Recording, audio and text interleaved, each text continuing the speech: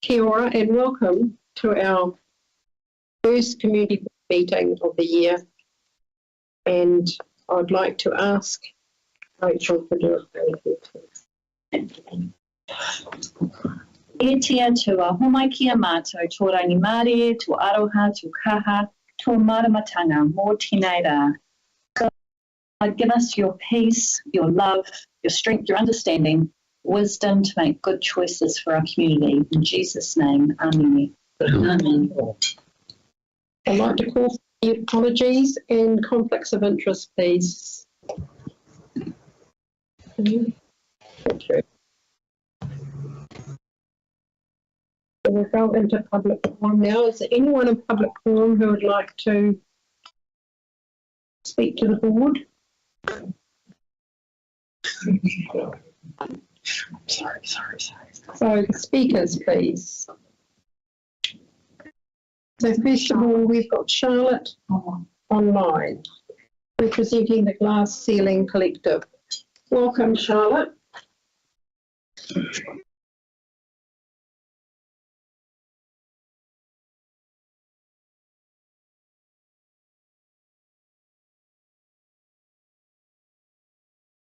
Mike. Hello, can you hear me? Kia ora. Yeah. Can you hear me? You can. I can't hear anybody else, so I don't know what's happened. Are they all muted? Yes. Oh, okay. There we go. Can you hear us now, Charlotte? Yeah, I can hear you. Can you hear me?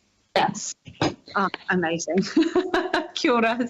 Apologies. We're trying to do this whilst at rehearsal and yeah, hotspotting off my phone. So it's a bit crazy this morning.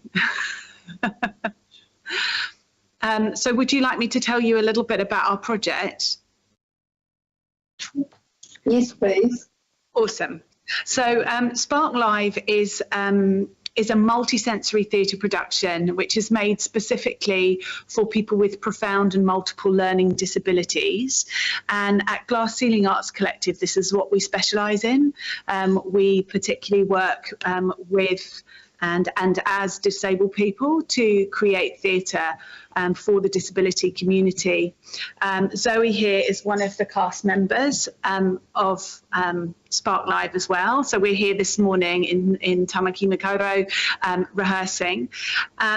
We work, Glass Ceiling Arts Collective has worked in Northland and predominantly in Whangarei for the last couple of years, and we know that there's a huge need for those with profound and multiple learning disabilities, people with high and complex needs, people with autism with high needs, to experience art that resonates with them, that they can connect with, and also to see themselves represented on the stage. So this is what this project is all about. We're bringing Spark Live to venues across Northland, and we're really committed to creating theatre that's highly accessible. So the story of Spark is a disability story. It also has lots of accessible features, including using New Zealand Sign Language, using a multi-sensory storyscape where people with profound disabilities can connect in their own way, however they want to, and work with to facilitators and caregivers in order to do that. We also make sure we work with venues to ensure that they are accessible as possible, and we create financial accessibility by making sure that our are low cost, so $15 per person, and caregivers are free, and also geographically accessible, which is why we're coming to Northland, because we know how challenging it can be when to get out into the community, and often people with profound disabilities do struggle to travel long distances, or travel is very expensive. So we are coming to Kaitaia, to Te Ahu Little Theatre to as well as other places to show this production. And we work closely with disability communities across the Motu, including places like Spectrum Care, Life Homes, other supported living facilities, and Disability Connect. Communities, Wilson Home, we work, this work was made really in collaboration with Wilson School and Wilson Home, which obviously has satellites across Northland. So it's really a piece which is by disabled people for disabled people, and we know that this is so needed in communities across Aotearoa, but certainly with our work in Northland. Yeah. Thank you. Charlotte, is there any questions for Charlotte? I do have one, Charlotte. So how many people are you working with up here in the disabled community? So at the moment, you mean who we work with at the moment on our youth and community programs? I mean, yes. So in our youth and community programs, we run 3 programs, 2 in Whangarei and 1 in Hikurangi. And in each of those programs, there's about between 30 and 50 young people and adults. We're starting an adult program due to the high demand in Whangarei. But when we opened our program, initially when we started, because our youth and community programs have been funded through Manatu Tonga, and that comes to an end in June. We opened with 60 participants on the first session. So we do know that actually the disability community are needing programs that support, accessible programs that support their need. We work with local artists really in that way. So we're really about upskilling local artists and teachers, support people working with communities across Northland to sort of do that. I mean the numbers in Te Hiku, at Te Ahu. Do you have any numbers? Okay, in Te Hiku, so the numbers will be the maximum that we have in an audience, just because we like to work one-on-one with people, is 40 people in each show, and we're doing 2 shows, so it will be 40 people with disabilities, and then however many caregivers that we need, so it can be up to about 80 to 100. We really like having whānau as part of that. So really we're all about inclusivity. So having a piece of theatre that people can watch as a family, to experience as a family. So so it's probably up to 100, but in terms of disabled people, we say a maximum of 40 people per performance. And we have 2 performances, one at 11 a.m. and one at 1:30. Through the chair, how do you know those they will be there? Is it something you pre-book with them? Yeah. So we reach out to communities. That's what we do first and foremost. We do obviously do the usual sort of promotion to show that the show is on, but actually we're really more about targeting local communities. So working with supported living in particular. I mean, just to give you an example, when we opened this show in August last year, we sold it out within 3 days because we did no promotion. We had an email to our disability networks, and many of our shows were completely oversubscribed. We had people turning up on the day. It's us going out into the community and making sure that we have those people there. And we have, multiple links. This particular work was partly funded by Arts Access Aotearoa. So we often use some of their networks to ensure that we're tapping into communities. So we know that there will be people there because we actually reach out to people and communities and make sure that they know about it and that they can book. The other thing that we do is if we know that somebody is that financial access is a real struggling point for them, then we also offer free tickets to those families too. We want to make sure that this is experienced by the people that it's made for. So we try and remove all barriers if we possibly can. Okay, thank you very much, Charlotte. Is there any further questions from the people? No, thank you. Awesome. Thank you so much for listening and have a wonderful day. Bye-bye. Bye.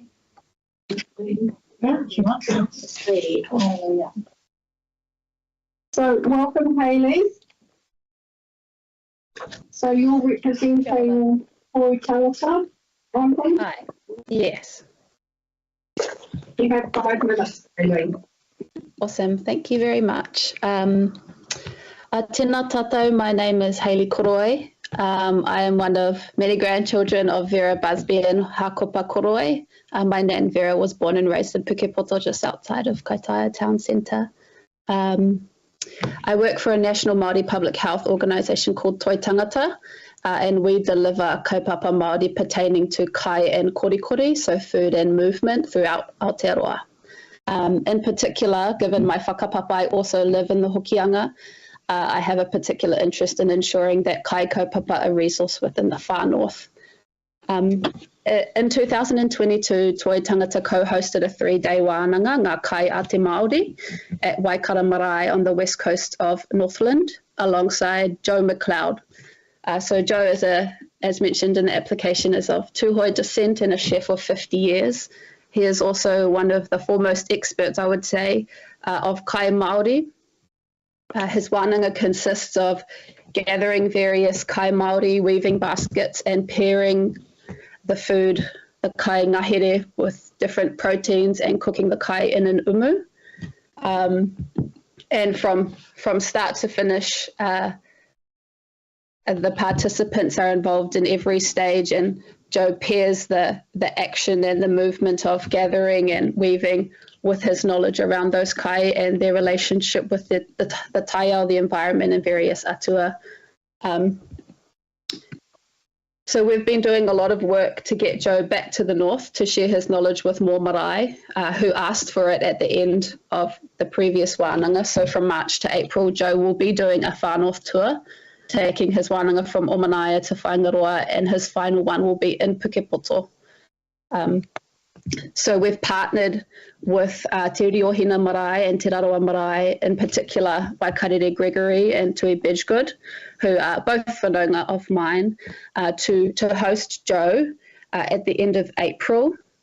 And in particular, we're hoping that we can speak, well, the combination of having Hokainga and Joe's expertise can kind of bring a new dimension around our understandings of kai and its particular emergence, I guess, in the far north, near Ahipara, and the kai that would have been available in Pukepoto near the former Lake Tangonge. And it's a space for us, I suppose, to highlight the irreplaceable and important role of kai Māori, which I think has been degraded severely over many generations, and by extension to support a reconnection of our marae back to te taiao, to the environment. Throughout the wānanga, Joe's team will also be incorporating kai Māori into the catering that people are eating, which has been a change since his previous wānanga with us. We realised that not everyone can make a hangi or a umu, and so it needed to be something that whānau could access in their everyday. I don't have much else to add other than that. So I'll just close there. Kia ora. I'll ask the board members if they have any questions.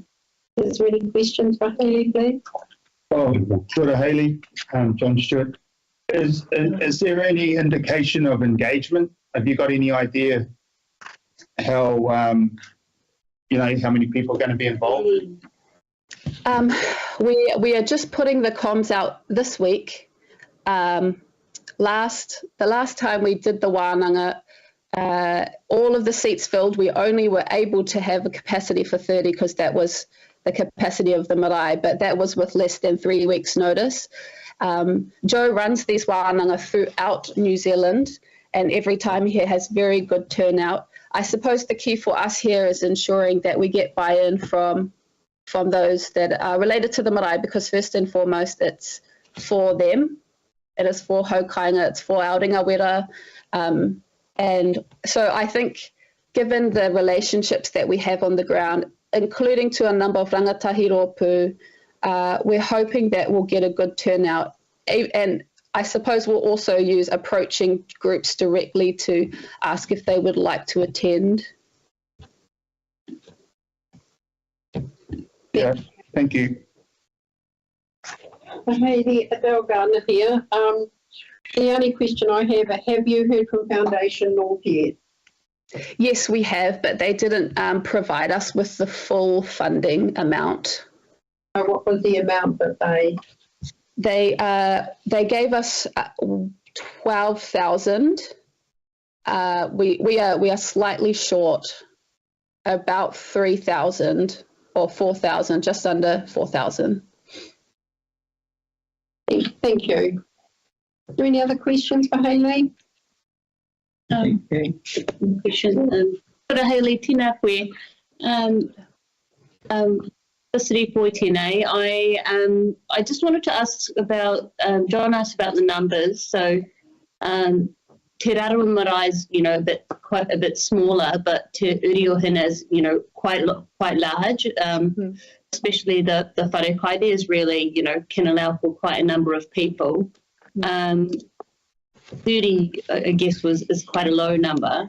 Do you have sort of any, feeling of, based on your initial comms, how many people you think would go to the hui, for, particularly in Te Uriohina Marae? Yeah, so the wānanga will be based at Te Uriohina in collaboration with both marae. I think that he usually tries to cap his wānanga at 100 because it just becomes quite difficult to facilitate after that. But I think we would easily get 50 people just from a very, very rough estimate. Yeah, good. Namahi, Hayley. Thank you very much. Thank you, Hayley. We'll be considering your application further on in the meeting. Awesome. Tēnā koutou.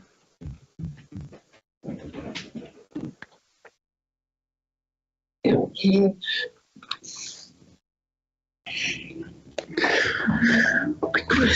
Welcome to the table, Gary and John, please. Morganui Cemetery. Yes, Morganui Cemetery, yeah. Thank you. We realised that we submitted a fairly skinny application. Our problem is that Morganui Cemetery Committee has run the Morganui Cemetery successfully for a long period. People like John, particularly, I'm the youngest by about 20 years. What we've run into is I guess it's important to realise that with our cemetery, it's not just a white picket fence that you're used to seeing. We also have 20 acres adjacent to that that's deeded cemetery land that we have to look after. There's also the old cemetery on the corner of Turvey Road and Rathall Road that we also maintain. So it's actually a very big undertaking. We've probably got 2 or 3 kilometres of fencing alone in the 20 acres, or maybe a couple, I don't know, but it's a lot. And so it's been run successfully, and we were able to harvest the pine trees off of the 20 acres, which is shown in the pictures. The larger one, which we don't have many copies of,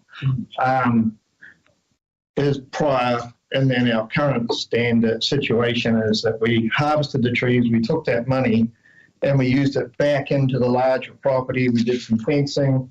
We had Neil Foster contractor come and do quite a bit of cleaning and clearing for us.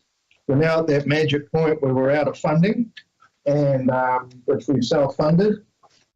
and we need to do more because we're at that point with that part of our projects where we're now seeing regrowth of weed and all kinds of things. The intention was always to bring it through to, or a large area of it, bring it through to pasture and have the local farmer graze it, which would, create a situation for us where our overheads would be very low with that. Sort of get it into a self-management situation. So what we'd like to do is, what we were hoping to do was to talk to you guys about possibly getting an annual budget for our situation. And we realise that that's looking at how you've reacted and looking at the forms, and we realise that's possibly not what you guys do.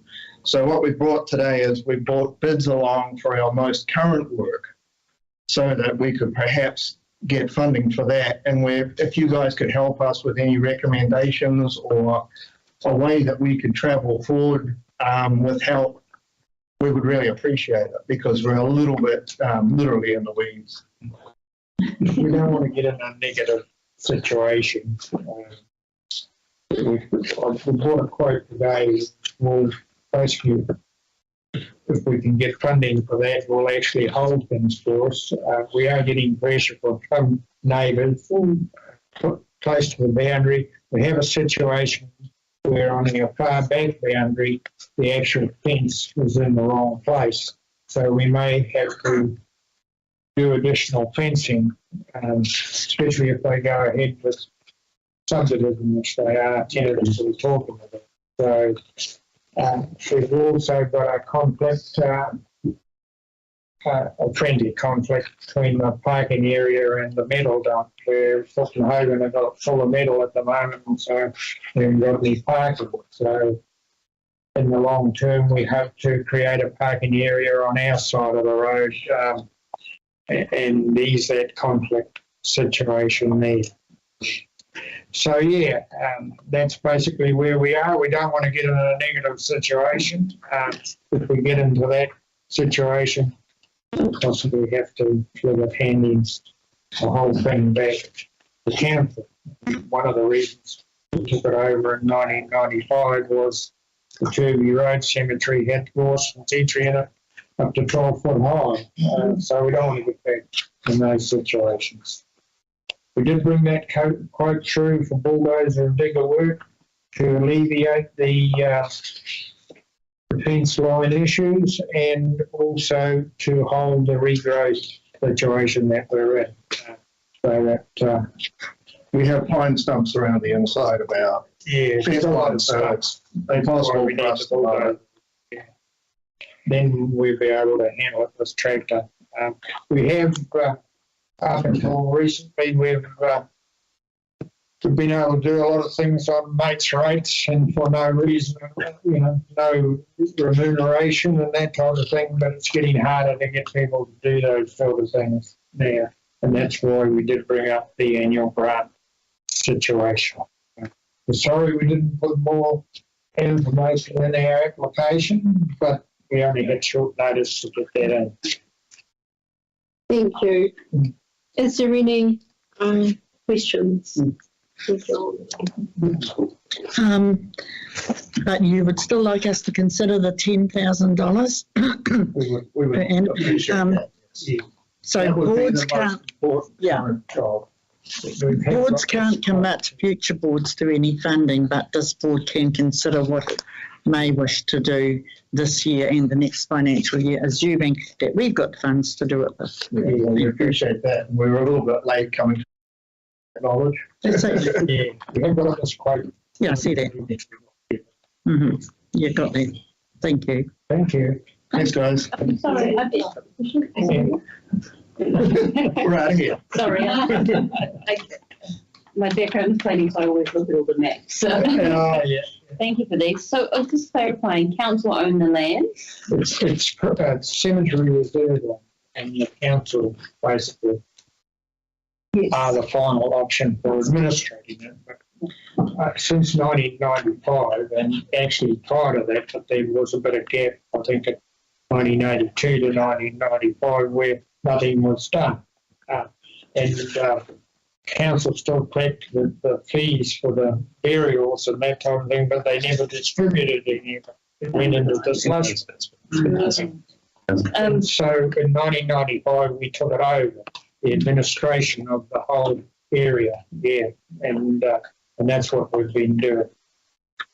So it has improved. It's always been an improving situation under the cemetery committee in terms of the whole environment. It's been like, it's a nice tidy cemetery to visit. So It is Crown Land Cemetery Reserve.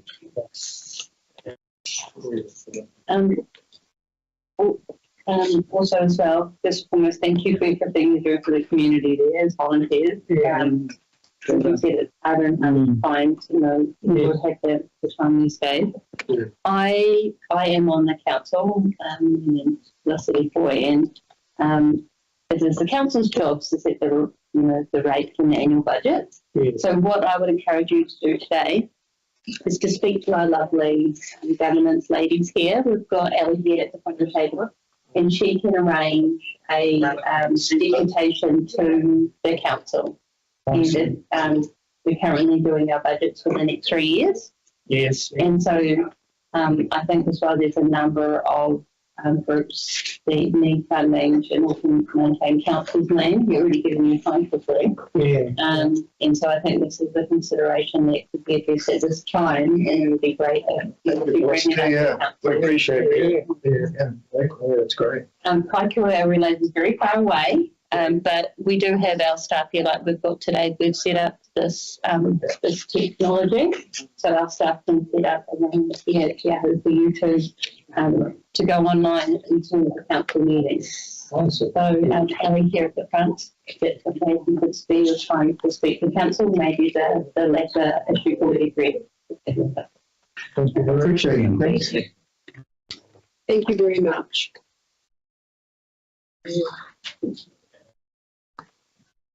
Oh, welcome to the table, Pat. Oh, I just loved your deputation at council the other day, and thank you very much for your hard work. Thank you.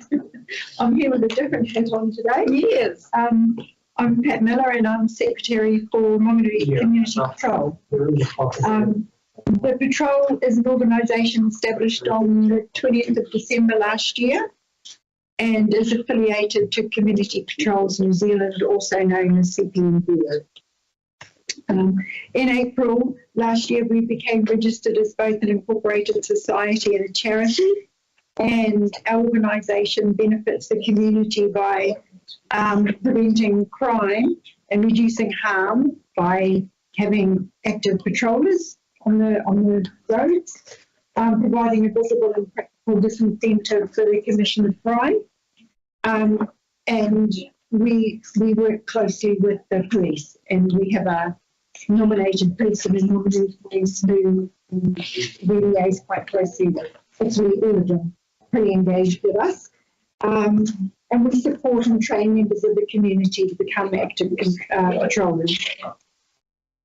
So our patrol vehicle is stored at one of the... Sorry. Can you take it outside? Ellie, can you take it? There. Our patrol vehicle is stored at one of the total storage compounds in Cooper's Beach, the two of them, and the proposed container is located within that compound. So ideally it'll be close to the car. We actually have a lockbox for the keys to the car, so any of the patrollers, if they needed anything from storage, would easily be able to access that storage container, because currently it's I'm stored at my place and I have most of their bedroom. Also, as you heard last week, the founder of Operation Flotation, and so I just asked the committee when we were applying for this, can I put a whole lot of flotation devices in there as well? And so it's just a way of, it's only a 10-foot container, it's not a large container, but it's actually big enough for both organisations, and so the committee is happy with that. Our main income for Community Patrol is through sponsorship from local businesses, and they've been really supportive of us. But you can see from our application that actually our fuel costs are our biggest spend. We also have a vehicle that's quite old. We have one of our local garages who's actually providing maintenance to that vehicle at no charge to us. But I'm pretty sure that if something big happened to the car, we might have to say, well, actually, we don't really expect you to cover it. We do have an application just submitted to have another car, but we would then anticipate having 2 vehicles, one as a backup, and we do expand into the KK area. We've got someone in our committee who is from the KK area, so yeah. What else can I tell you? We've got our first patrol was on the 17th of February last year. We have a committee of 9 people and we meet monthly. We've got 29 trained patrollers and we carry out patrols 3 to 5 times a week, roughly about 3 hours each. We have a police radio in our car so we can contact police if we see things or if we want to report things to them, and they can contact us as well. So we would... another thing that we're going to do is we're about to start foot patrols. We're just starting training for foot patrols, and our first foot patrol day is going to be at the Monterey Festival on the 4th of March. And so I guess that's us in a nutshell. And we respectfully request that you have a look at our application and help us out with storage. Thank you so much for everything that you do. You're amazing. So is there any questions from the board members, please? Yes. Is 4,680 per annum you're looking No, for? that was the total amount for 2 years. Oh, that's for 2 years. Okay. Thank you. And you'll remember Felicity and Hilda, this all came from a meeting, a well-attended meeting that was held in Monganui, and we were all there. You were there too, I think, weren't you? I don't know. Yeah, but, yeah, some businesses organised the meeting and it just happened that we heard that the Lions Club were going to have this big meeting about, CPNZ. And so we said, hey, it sounded, because the meeting was about law and order basically. And so we invited the Lions to come along and talk. So that it took a little bit of the sting about, the police are useless and, crime's gone mad. And we said, well, here's something positive. So come along to these meetings. And so we turned up in droves. Do you feel, in what way has it made a difference just for the information of board members? We've actually got quite a process that we go through. So we complete reports and we submit them onto the CPNZ website every month. So we've done just nearly 14,000 kilometres. We've done 1,400 hours of patrolling. This is since February to December.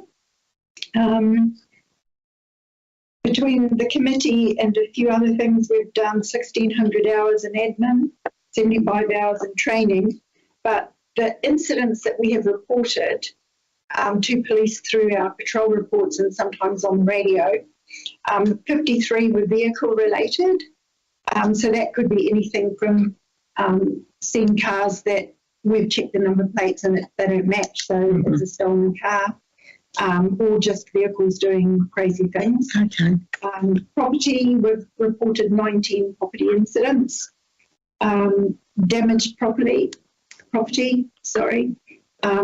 and it might be that we've noticed, a door's damage to a building, so if we know who that building belongs to, we ring them up and see about it. Disorder, 11 cases of disorder. Those are probably the ones that are trickiest for us because we have to be really mindful of risk management. 26 related to people. We've helped children get home on dark, walking on the road at night. We've picked people up and taken them places because they're vulnerable. Or maybe just help tourists and said, don't camp there. Go to the Freedom Camping. Don't stay here tonight. It's not safe. Yeah. And that's it. Thank you.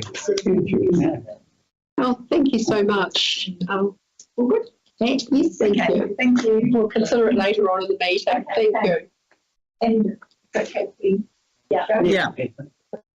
So, Thank you. Thanks, guys. thank you. Bye-bye. very much. So welcome to the table, John Haynes. In regards to Paiphenua Boardwalk. Just got back from a long holiday. And get my feet on the ground. Kia ora. Thank you very much for looking at the application that I made. A little background. I want to thank a previous board for the first funding we got for Whanongi Kapiti. I was the chair for 6 years. And that was for some steps.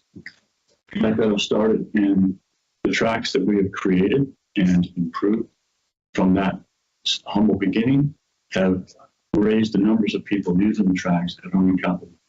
I can't say how many, but I walk there every day and I'm astounded at how many people visit. And that's locals and that's visitors, all ages.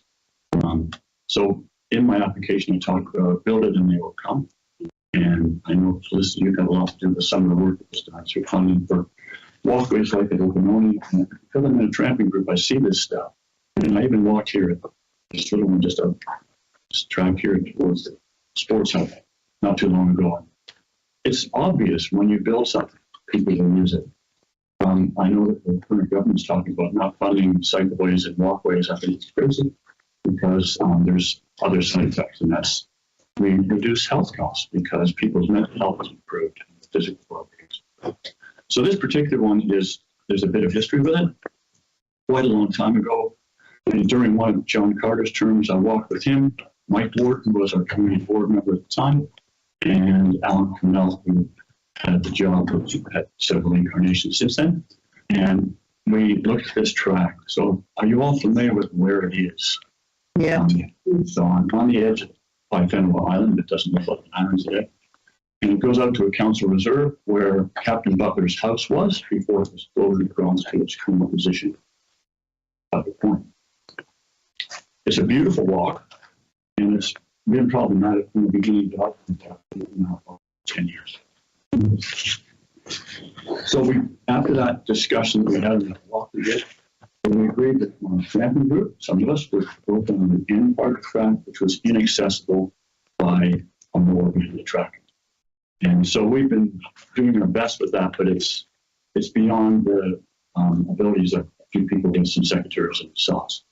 So what we've asked for in this particular one, in this application is, first of all, we've had a number of walks out there, and Peter and ourselves have made incarnation of that role, and he got it mowed again. It's not being mowed often enough on the first part of the track, which makes it look inaccessible to people. The part we're looking at for this funding application is just beyond that. There's an area that gets slightly flooded during really wet times in winter, and also with a tidal issue because it's mangroves that are sitting inside. And so it's reeds that have become more or less impassable safely. They just right into your face. And so the work that would need to be done, and the quote that we got is from the men who've done 2 jobs for us at Whanongi Kapiti. He works a lot in avocado orchards and plant. And is to get that widened so that we can put a proper boardwalk down with stainless steel stuff because does get some salt. And that would make the I guess you call it the bottleneck in the track opened up. So I think it's a really important thing for the community. I know it's related to some, what do we call it, the board Strategic plan. And that is to extend the walkways that we already have around Montanui to this one, which is just outside. And it's part of the church. As I said, it's a beautiful walkway, but it needs to be accessible. It's not completely that. I'm open to questions. I've got a question. It's okay. Thank you for coming today. Yes, we know you're very athletic and do lots of walking in this area. I was just asking if you're aware of the plan from Whanus Holdings with our maritime facilities, maintenance and capital works for the Monganui Boardwalk extension right the way around to Paewhenua Island. I've heard that through Cheryl. Yes. I didn't know what time frame we're looking at. I think it's a fantastic thing. Something people should join. What is the time? It was currently in the long-term plan to be delivered next year. They're just doing the walk area. But I would need to check about that because they might be updating the timeframes given the limited. So all walkways, this is currently grass. The first part is grass, which is, and by the way, we've also had a couple of volunteers working aside from my Jerry Messenger, who used to do a motor and has been out there throwing gangbusters on weeds. And that's along the edges of the grass part. And we've also donated native trees to him from the company that they planted. He and his neighbor planted. We've also put in a gate because we've had issues of dumping and the like over the years. And the gate got damaged, and that got straightened out straight away when we had Peter out there the other day, so that's really good. Because it's like a farm gate, no gate, but it had the post was sawed off. People are used to dumping, and they just didn't like the idea of putting stuff. It's so the area that we're looking at is actually more reeds. And I'm talking like head height, and the point they get their eyes. So it's just become pretty much impassive. So long term, do you think it'd be better to be formed in metal, like a walking track, or do you think it's best to be just maintained as a grass track? No, so the main part of the track is a grass track, and that's more. It's just, I don't think it's being talked about, but it is more. That's no problem. It's the part beyond that. You've got a fence line, which is to the private property that belongs to the subdivision. And so right beside that, which is sort of between that and mangroves, there's this reed area with some tall eucalyptus woods in there. And so the council metals that car park at the beginning of the track. The council mows up to about there. Then there's a reedy part, and then it becomes clear again. And the clear again is beside a beautiful dam with lots of native birds in it and the like. And then it cuts off along the coastal area out to the reserves of the which we can maintain with size and signatures. But it's this part in between. It's just brutal.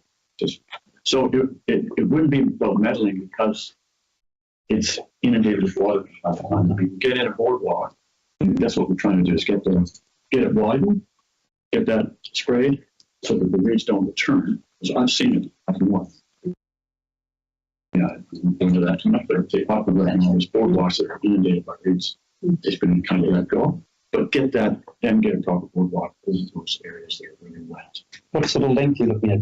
I think it's 60 meters total. I think it's 60 meters. Meters, yeah. Yeah, 60 meters. Two sections. So, but I guess the question is, like, in years to come, there's a huge amount of money in the Eastern Ward for walking tracks, particularly around Russell, etc. Would it be advantageous to have it metalled long term to have a walking track there? Is I guess the question. The early part mowing is okay. It works fine. And it's just a matter of mowing regular, which I would say would be a good 6 times a year. I think it's on the contract for 2 months, two mows a year, which isn't really enough given the increased use that it gets. So long term, a metal track would be ultimate. Yeah, it would be, but that's a pretty big commitment. It's quite long. It's a 45-minute walk one way to the reserve and back, and then another 45 minutes back. So it's not a little, I haven't measured it, but it's not a short way. It definitely could benefit from that in the long term.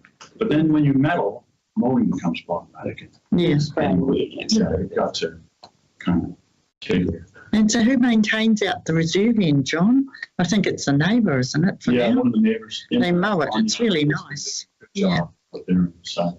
And yeah, they've done. And to put things in earlier perspective, when I first walked this in probably 18 years ago, it was maintained completely by the people on the island. That was cheap. And And it is a council Mm. thing, so you can't ask them to do that all the time. So I just wanted to table, if it's okay with you, John, I might just send an email, or we might get Bev to send an email to Farmer Polling so that you can both touch base.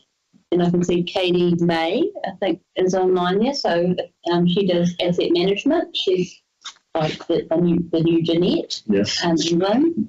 And so she's listening here, I'm guessing, to what's being spoken about. So she'll be aware of it as the asset manager.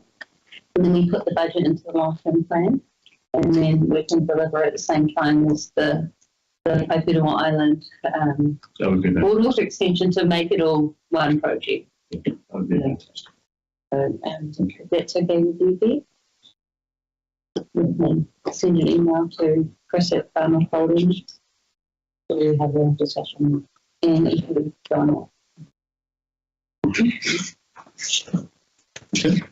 Thank you, John. We'll have to really debate this one and consider this one today, because we have to, if we commit this money, it is the budget for the ongoing work to upgrade the walkway, or we do it in 2 times a year. Yeah. Thank you. Thank you. Thank you. Through the chair, is that Chris Galbraith? Yes, from Farmer Holdings.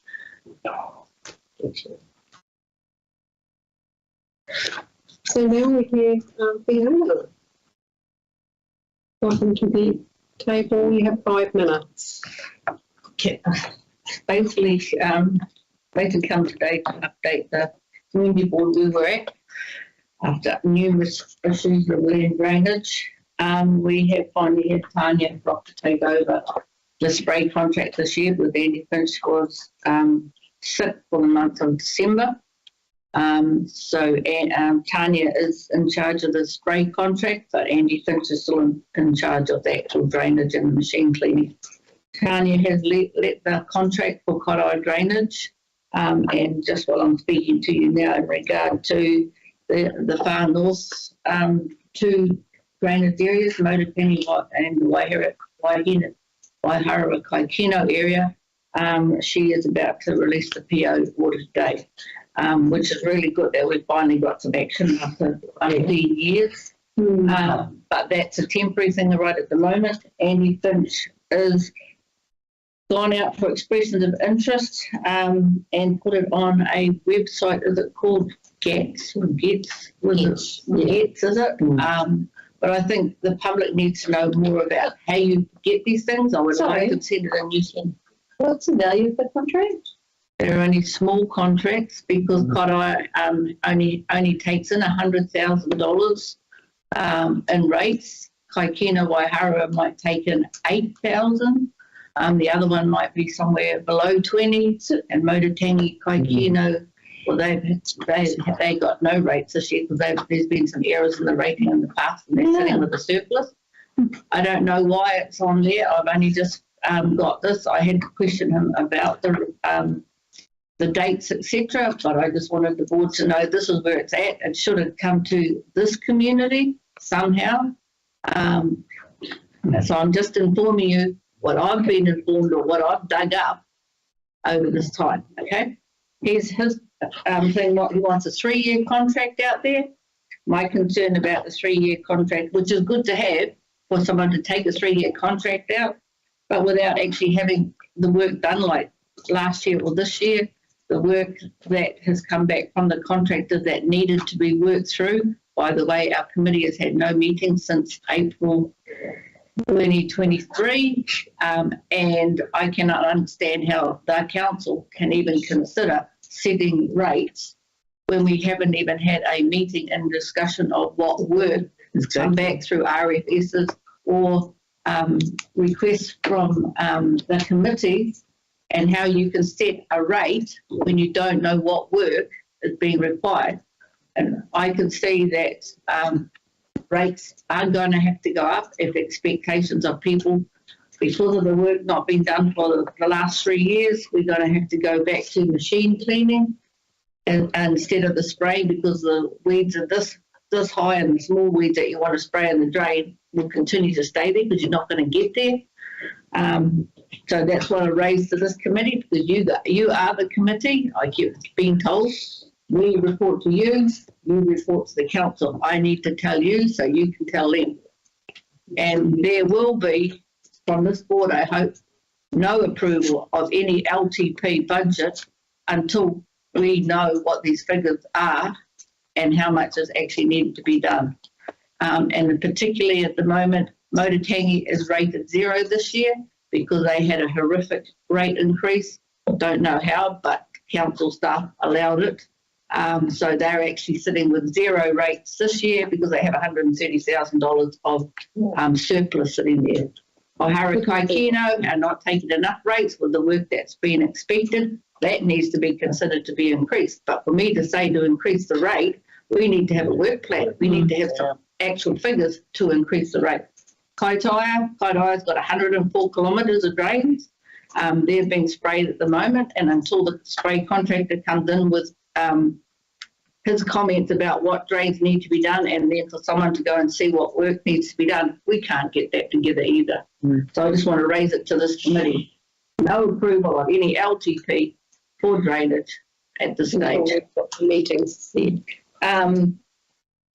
That's those two. And I'm very grateful that Tanya Proctor has taken over to where we are, because we would be up the creek without a paddle. I just wanted to raise that it's good that there are some resource consents are going through to FNDC now, are coming back to the drainage committees or to Andy Finch and then back to me for comment on connections to county drains. There is the one in Kaitaia here, which you call the Tangoni Reserve that you put out for tender. There's a subdivision there. I think I've sent it through to you. I want to know from this committee, is there someone on this committee that actually deals with resource consents within our area to comment on? There's a time limit, like 5 days or something. We're supposed to get them, but we don't. That needs to be sorted ASAP, because the Tangoni one, you've got a lease. I don't know in your lease whether it says that drain that follows the side of it, which I did send a map to someone, is the drain that drains the Greg Street area. There's a subdivision happening in there, 60 to 62. They're proposing piping drains. They were concerned that it was actually connecting to a land drainage drain, but it's actually open urban stormwater drains that follow the edge of that reserve and then down before it connects to a land drainage drain. But every time you have these connections and these new subdivisions to it, you need to look at the outlet to say, is the outlet big enough to take all this impermeable surface water that's been created? Otherwise, you're going to end up having flooding issues in town. So I just wanted to raise that it is important. All the RCs are important to actually go via this community board for input if it is part of your assets or your reserves, etc. Okay, and the last thing is just an update, which I did send Adele, and I've sent her 2 more photos this morning, of the work that's been happening with the Regional Council and our river work program. I would suggest maybe the committee could invite Pete Wiesing, which is our local NRC management of the scheme, to actually give you an update, because you would be most impressed. Did everyone get the email from Adele? Yeah. Yeah. And you'll be most impressed with what is actually happening, because the funding that we got from government and from the Shane Jones Fund is completed this year, so now we're just slowly working towards it. And he would be able to explain to you, which is amazing what they're doing, just widening the whole channel from State Highway 10 down. It's going to take time. It's going to take years, but it's going to save Kaitaia. Yeah, like you wouldn't believe. And and it's very important that this board is aware of it, and it's very important this board actually pushes FNDC with their stormwater, urban stormwater management, because all the floodgates that to drain Kaitaia has to go out a river. Yeah. When the river's high, the floodgates close, Kaitaia floods. There is no way out of that. You cannot expect Kaitaia to not flood when the rivers are high. It has to stay there because it won't get out the floodgates. So it's very, very important that FNDC's maintenance of those floodgates is happening. Nothing's happening. The stormwater rate has been rated now on capital value. There is money there. I don't know what's happening to it. I can't see in council where that amount of money has been spent and that's been rated, and it's something the board maybe should question about. Where is Kaitaia's funding from that management, and where is your asset list, and where is your renewals of those assets happening? Because if you don't have that, you won't have a Kaitaia. It doesn't matter how good you're not going to have a Kaitaia, because if one of those floodgates fail, there's only one way for the water to go, and that's into town. So I want to make that very clear to you, and go and get Pete to come and show you, or have a look at what great work they're actually doing and how the improvement will happen in Kaitaia so much. Just to get that word out there about how good it is, not how bad they are, not what they're not doing, not worried about grasses or weeds or bloody frogs or fishes. This is important for this town. And if we all keep producing kids, we have to actually keep producing and improving those schemes to supply it. Because other than that, the only rule left in New Zealand is no reproduction. Then we can have to wait at status quo. Well done, Fiona. Okay, thank you very much. So, Fiona, Yeah. has that purchase order for Mike Steele gone through? My last push was he got paid for the work that he did way back in October, November. Finally, we figured out how to do a PO order. And I've just got a message back from Andy to say that he was checking on the last PO order that he should have got. But I have to now communicate with the contractors to actually know what's happening. So I'm in contact with the contractors so that I can follow the process backwards. And that's quite sad. Thank you, Fiona. I just have some questions about the numbers, because I'm shocked that we put this on to GETS. So GETS is like the contract for government contract. They're usually large contracts. Can you just tell us what the value, the annual amount is for these? Because it's talking, I'm just looking at this GETS lodgement, and it says Hiku wood drainage control spraying. What's that? This is what's on GETS. Hiku wood drainage control spraying. So it's only for spraying. There's nothing in here about machine cleaning at all. I know. So what's the value of each area, like a Kaitaia, Waiharere Kaikino? I should have bought my last Approximately. Per annum. Approximately, I can tell you that the spray contract in Kaitaia is about 65,000 within 104 kilometres, and at 65 cents, about 65,000. At Motangi, which is your area, can you have an idea of how many kilometres is drained at 65 cents? No, I don't, but I've been talking to the farmers and their drains need a machine clean. They're too far gone to spray. Yeah, but you can't. It's easy for farmers to say that, but when we are What rated, the farmers are saying, Fiona. I know, but when we are rated, I've explained this to them. When we are rated, we can't go and spend money you haven't got. But nothing's been done for months. Well, we know that. That's why we're trying to do something now.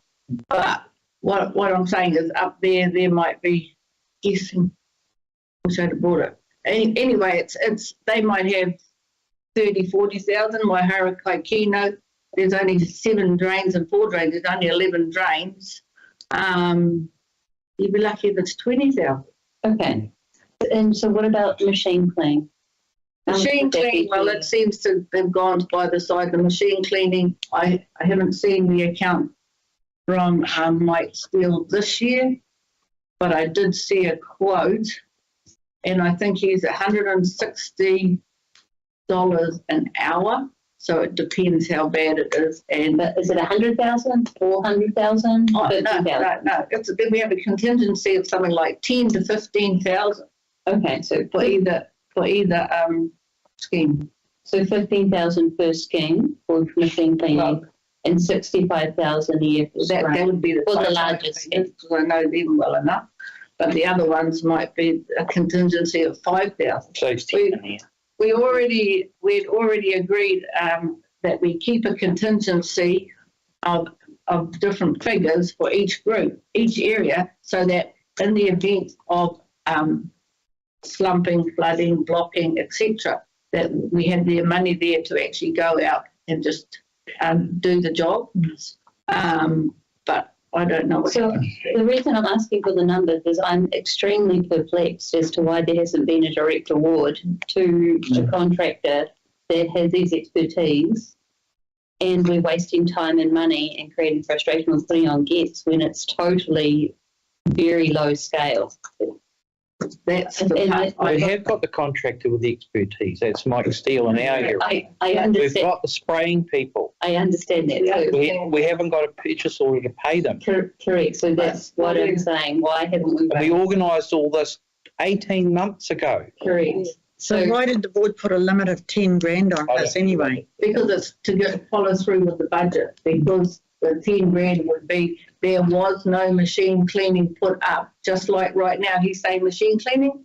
That's what I'm saying to you, that machine cleaning work now, we need to know about, we need to price to put in the plan for next year. And without that, we can say a contingency, which is what, got 10,000 contingency just by using a figure and saying, it's not, you don't go in there and machine cleaning, it's a weed bucket. You're only going in there to take weed out. And remember, when you take weed out with a bucket, the weeds grow faster. And then you have a double up with it spraying and weed machine cleaning.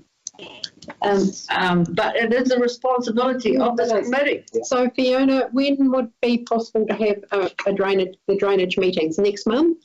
I've been asking every month. Well, we've been asking I for them have to too. speak. You guys have more clout than me. I'm just a Count volunteer. on that, lady. We asked for I the don't think we've back end got of last year. No more clout than anybody. No, nothing got done. So it has to be done in the next. I told them last time I'm Andrew. going to come and sit down at the council office and I'm going to sit in the Cheryl, mayor's office. What's and Aaron's I've got drains like? somebody Are to- He's just Because I don't done them. He's done. Sure, I've got a small problem, nothing to, this large, but the blocked off basin river in Aonui. You've got three large catchment drains going into that area, all storm water. So who do I approach about cleaning that area out? Okay, history. Transit and their wonderful knowledge way back in when the bridge was put across. Yeah. They cut that I was there. thing there. They were meant to have put in a culvert Yeah. so that their water flow came through to flush. They failed to do it. It's the same as the Monganui one, which I said to Shane Jones about. Come on, Shane, this is our community. Let's try and get this to happen here. And because all our urban stormwater from Awanui actually discharges into there, Yep. and because we have no flow there, then you get sediment. And because you've got the river that's taking it through and that lull area Yep. where the river takes, that pulls the silt in. It's a bit like a silt control for dropping silt. And that's what it's naturally done. So that keeps getting blocked up. I cleaned it from one side the last time by getting the regional council and FNDC together. That's from the island side, down the Sharp Island side. Right. But the other side, you can't get to it and it's wide. So you actually need a bridge, Yeah. which just everybody throws their arms up. But it is the responsibility of FNDC. Okay. Because NRC will tell you they maintain the river. They Okay. don't maintain those small channels, Dead channel. Okay. which is a catch-22. You know how I fought last year to make them look I know. like colder. Yeah. I And it know. was the same thing. It's just the siltation that blocks up the urban drain. Yeah. We since found out with that road, they dropped huge boulders in there. Yeah, but that's there. There's nothing about over here. Oh, yeah, okay. In the world of today, you can do it. They did it in Wanganui. Yeah. It's just the same. Okay. Okay, thanks, Thank you, Fiona. We'd be lost without you, Fiona. Yeah. Seriously. Sorry, Fiona, I'll just be our lovely Beverly here. We just need to make sure we've got all of these in the system, and we're just going to send an email to Mr. Finch and Tanya just to clarify why the contracts have not been direct award and have a time frame to do direct awards for those contracts. Because it's very strange. It's like an expression of interest. To me, it wasn't detailed enough for people to actually do it. And all he's really trying to get is people that are interested in it. Well, I can tell you now, so many people don't want to do anything with the Barnolds District Council. Yep. And for them to keep going and saying we need 3 quotes, you're going to be lucky to get 2. Yep.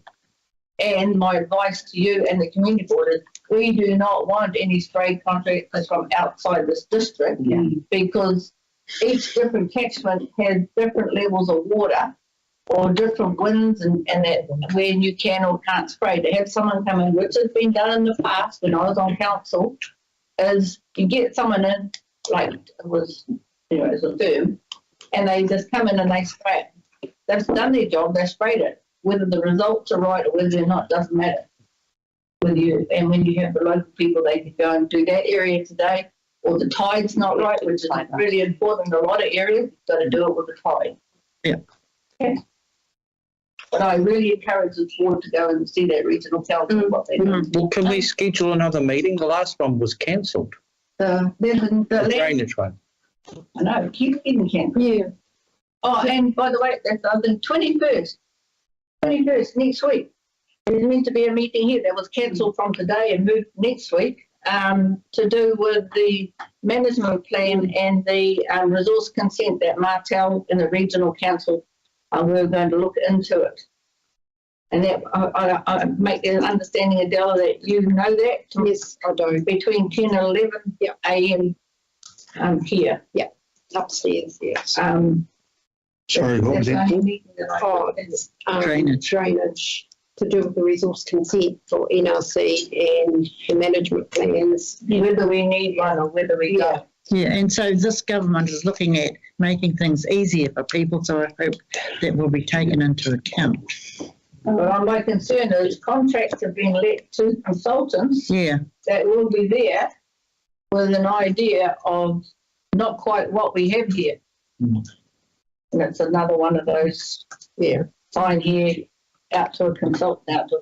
One last point. I think a lot of the points you've raised about urban stormwater, in particular, as well as setting rates, striking the rates, and the issues about procurement with drainage, probably need to be raised with the council. And I've already offered this to some other speakers this morning.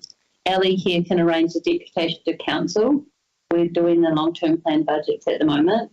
So a lot of the issues raised are pertinent to the council actually hearing that. You can do a deputation for the next council meeting. They can set up the text so that you can come here. Does the community boards have the opportunity to get the asset management plans of the assets within their ward or their towns? Because I know that I had a whole folder which I gave to John Carter and somehow it got lost and I've never given it to him. But it was the management plan and all the list of assets that was by GHD consultants, and they'd done all of the area. They knew the pipe lengths, they knew where the floodgates were, they knew the age of them, and they had a renewal program. And there was a budget with less money than what's happening now with the stormwater targeted rate, but that's something I think the board should actually ask for information. I mean, you might be able to have any say in it, but actually ask for that information, ask for those copies. It must be somewhere because within council and Kaiko somewhere that information. Here, and it was for every community. I gave it to me. It was for every community. Every community's for every community's stormwater. Can you have a look for them, Bev? Would you like to do the deputation or not to the council? Because a lot of the issues you've raised our community cannot address. Okay. And Ellie here can organise that. Did not. Water and blood protection, definitely. Okay, thank you so much, Fiona. I really appreciate you coming in and updating us. So we're going to break now. Yeah, exactly. Good idea. Just quickly before we go to break, can I introduce Brittany V? She's the new principal advisor for our strategic relationships team. Oh, okay. And we've got Maria Bullen as our support officer for strategic relationships. Thank you. Hi. Welcome to the meeting. I did wonder who you were. Can you explain what their job is? Yeah, what's a strategic relationship? Yeah. So I come in from a fairly strong background with local government and some government departments, with a community and economic development background. And it's actually to have oversight of along with those more highly strategic relationships. I think a really good example of that might be drainage. It's not actually, I used to and say it's quite out of my wheelhouse. But there's a lot of organisations around funding like that, the funding ones. There's a really interesting one around lobbying and advocating on behalf of the community and different agencies. And looking at it, and I've only been here 3 weeks, would be around coordinating some of that stuff and having conversations, because there's an awful lot of funding that's coming in and no one knows where what it is. I think that's the actual one. But there's all sorts of other things that we do. I've had a background in employment and education programs, overseeing the best task force for jobs in the employment, and that was around building a network of relationships around education and employment within a district that was quite difficult. So, it is quite strategic relationships that lobby and educate for your district. I think there's a lot of people already doing that, and no one wants to duplicate that. I don't know, but I'm still learning. Thank you. So Maria's actually helping me currently with Udi for a venue for our next combined community board workshop. So she might duck out and have a look at that facility, because we've had troubles trying to get hold of them, and Maria has all done it online, but just to get a feel of the place, but having it close to that time for the workshop. Any suggestions? Thank you. Okay, we shall break now. Thank you. Harley has the live stream paused.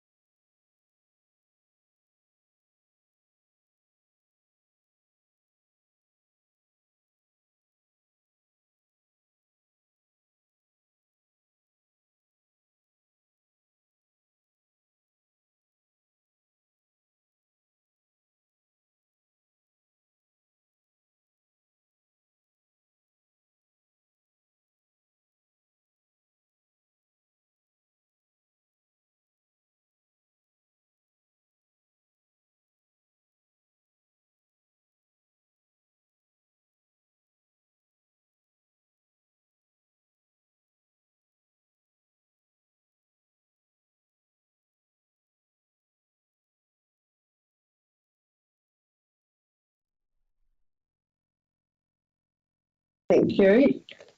We're now resuming our meeting and we're now up to 6.1, which is a confirmation. Do I have a mover, please? Aaron. Do I have a seconder? Thank you. Is there any errors or needs to be stated? No. Everyone read the minutes? Thank you. All in favour? Yeah, Thank you. We're up to 7.1, which is the road naming of 1000 Sandhills Road, Ahipara. There is 2 options there. Do I have a mover, please? I'll do it. Aaron, second it. Thank you. 2 options there, which is Tyro Moana Way or Tyro Moana Road.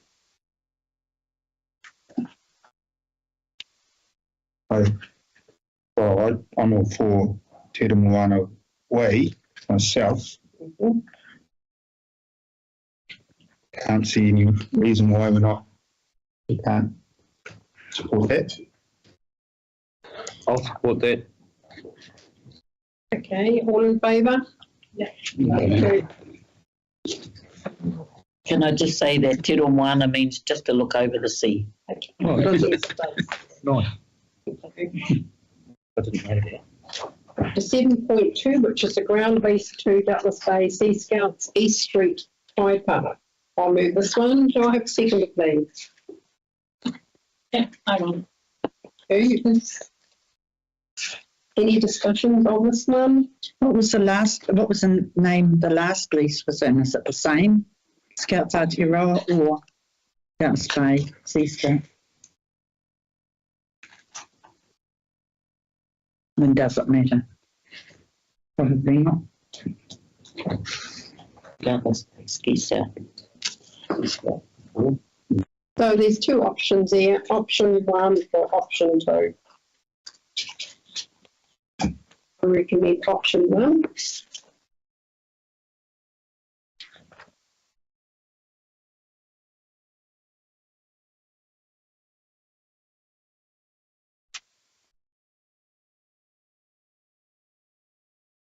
Dropping submissions there.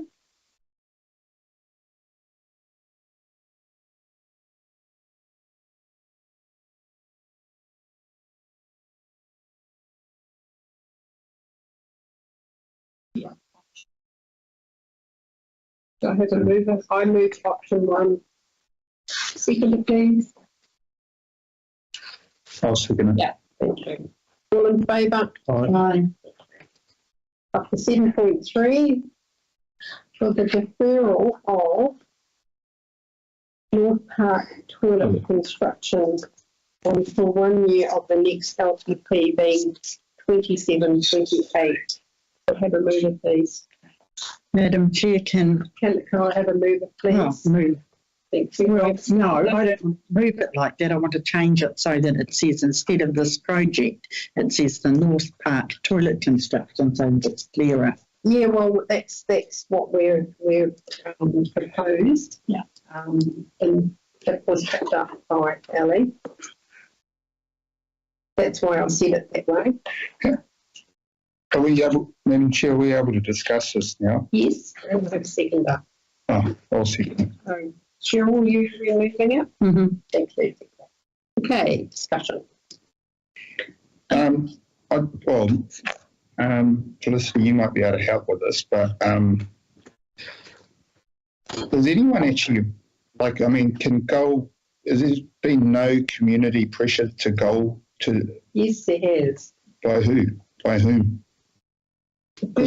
The people who've got the project to deliver is Hoskin Civil, and they have already been in contact with Gull and the council. They came back and I believe that they do not want a toilet on their land. So, is there possibly, if it was to come from a community group, do you think there could be a little bit of pressure there from, if we got the support of the community board, the KBA? I totally get why they wouldn't want a toilet on their land though. They're not servicing it. No, but you could just imagine. Well, you It's a can. great space. They have declined it. It's been in the debate for some time. Yeah, I do. And Yeah, they we're do. not going to go down that avenue again. Well, what if we get the whole community to stop using their pumps? Will they use it? I mean, realistically, you've got Far North District Council, they're declining Hoskins Civil, they're not, yeah. Well, declining the council, basically, at least. Well, I just think 3 years is way too far away to not have a toilet in that zone. I've had recent emails myself that you might have read in my report, but I haven't done one. Alternatives, John? Alternatives? I don't know. Yeah. I just think it's a long time. It is. Is there an alternative site? Sorry, Madam Chair. Is there a staff member to speak to this report? Because it's quite frustrating that we've got these questions and I know the history to it, but really that's why we've got the staff. Hi, Katie. Thank you. Hi, Felicity. And I'm sorry, there's no visual. I can't see anybody at the moment, so apologies if I'm not looking in the right direction. I don't have a lot of the background knowledge of this project, but from what Jeanette's briefed me on, there's no alternatives identified at the moment for this toilet. And as we're going into an LTP light, Felicity, which you'll be quite familiar with, we're not sort of pursuing projects that don't fit the recovery or health and safety sort of agenda. So with that information, which is pretty much all I've got to give you, if there's more questions, I'm happy to take them away and bring answers, but I don't have a lot to offer as far as alternative locations go. Okay. Thank you for that, Katie. I do know the history to this, 6 years of history.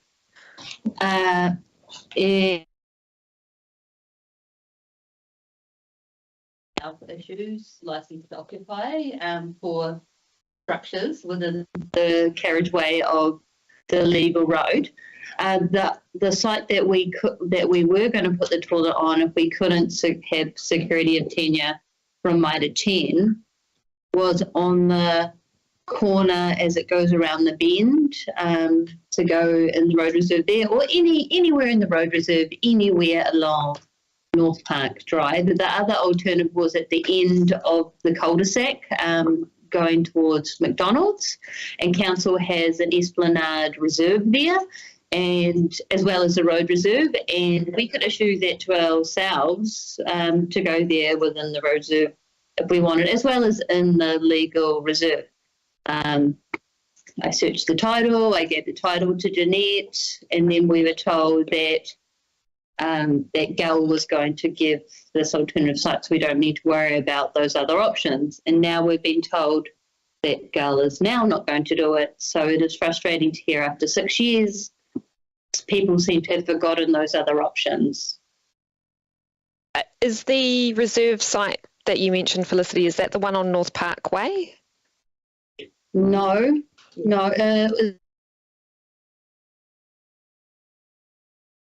It's North Parkway and Hack and Save. Sorry, I lost your... Other side. Yes, so on the other side, next to Pack and Save, that cul-de-sac at the end of it.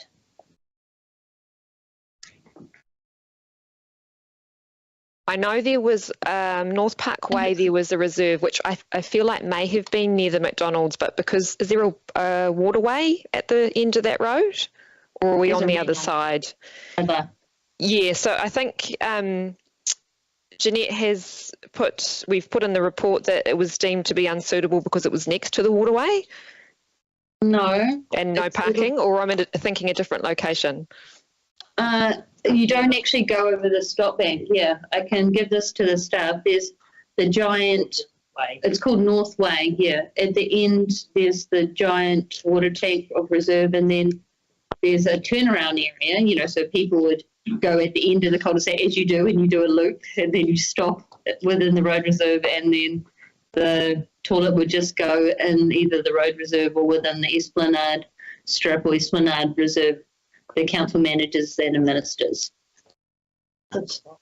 And so that was the site that I proposed maybe 3 years ago as an alternative if we couldn't have security of tenure. And it's just frustrating to get this here now. And I will be voting against the current motion because in my view, there's lots of road reserve and there's this, council recreation reserve, council esplanade reserve as well. Apologies on our behalf, Felicity, that I don't have the background and able to comment on that a bit better, but I'll certainly take that away and have a discussion with Jeanette and do some more investigation specifically on that area for you. Yeah, that would be great. And I'm happy to take this offline to show that. I also checked the location of the sewer main and the water connections, and they're all there. Okay.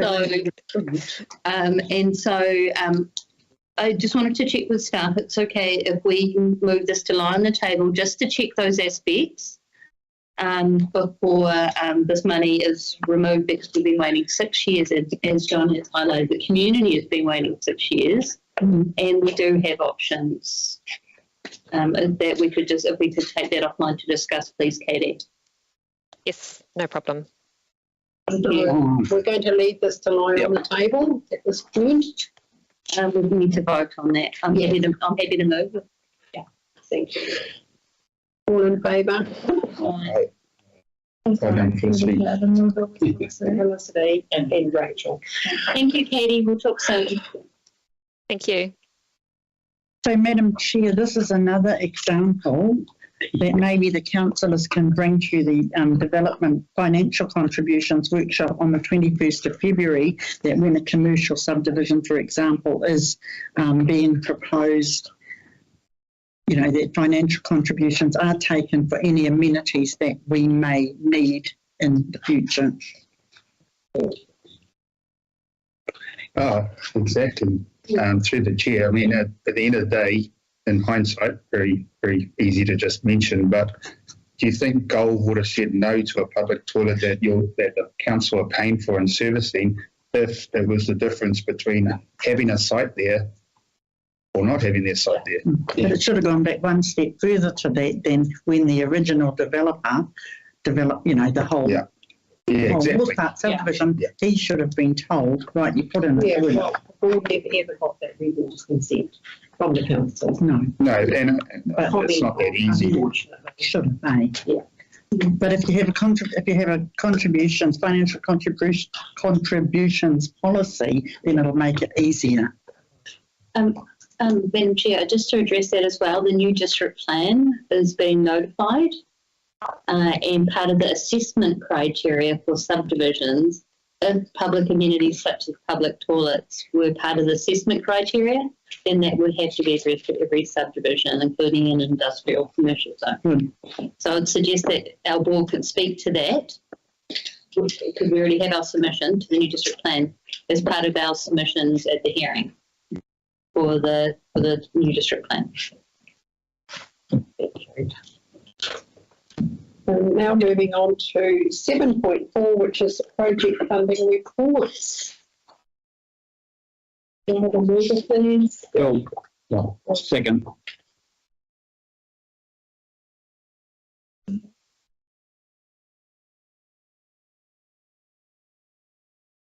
there any discussion on this particular one? This is the Takiwā had in Te Apu, which was a huge success, I believe. All in favour? Aye. On to 7.5 funding applications, so we'll do each one separate. Okay, and debate each one separately. We have 6 applications of $54,000. In the Community Board Grant Fund, we have 86,257, and in our Accounting Fund, we have 61,268. So the first application that we've got in front of us is the Glass Ceiling Arts Collective, which was the first person who spoke on Teams. So this amount is for $2,000.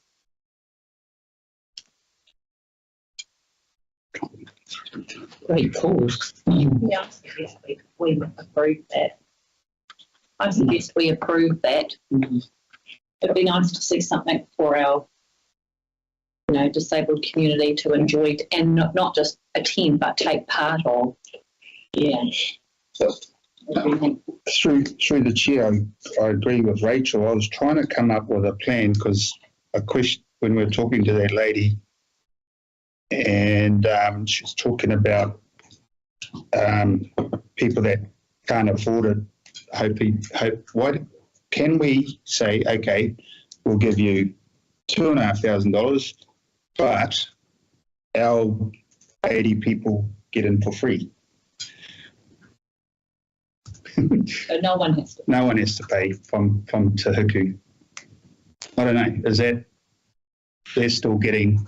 So it's $1,200. If they reach 80 people, it's $1,200 worth out of their pocket, out of what we give them. But I'd like to I apologise, I've forgotten her name. I think it's Carolyn. No? Charlotte. Charlotte was saying if it comes down to it and it comes down to money, we'd let them in. And I'm thinking, well, if we're going to let summon, let's see why can't we as a community board say, okay, we'll give you a little bit extra, but we want the contribution to first paid for the $15 per person that turn up, something like that. I don't know. I think they book, don't they? They don't turn up. Yeah, it's just a thought. Yeah. So too complicated? You're proposing $2,500, is that what? Yeah, I propose we give them a bit extra, but up to $1,200 of that will be entry fees because they're expecting 80 people on the proviso that our free entry for local. Yeah. I'd support that.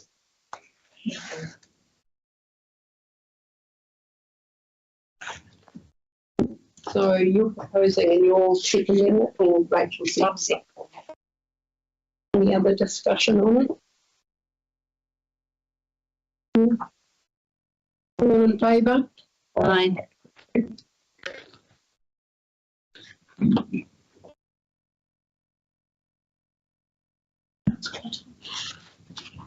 So we've got the next one is the Northern Cemetery Committee.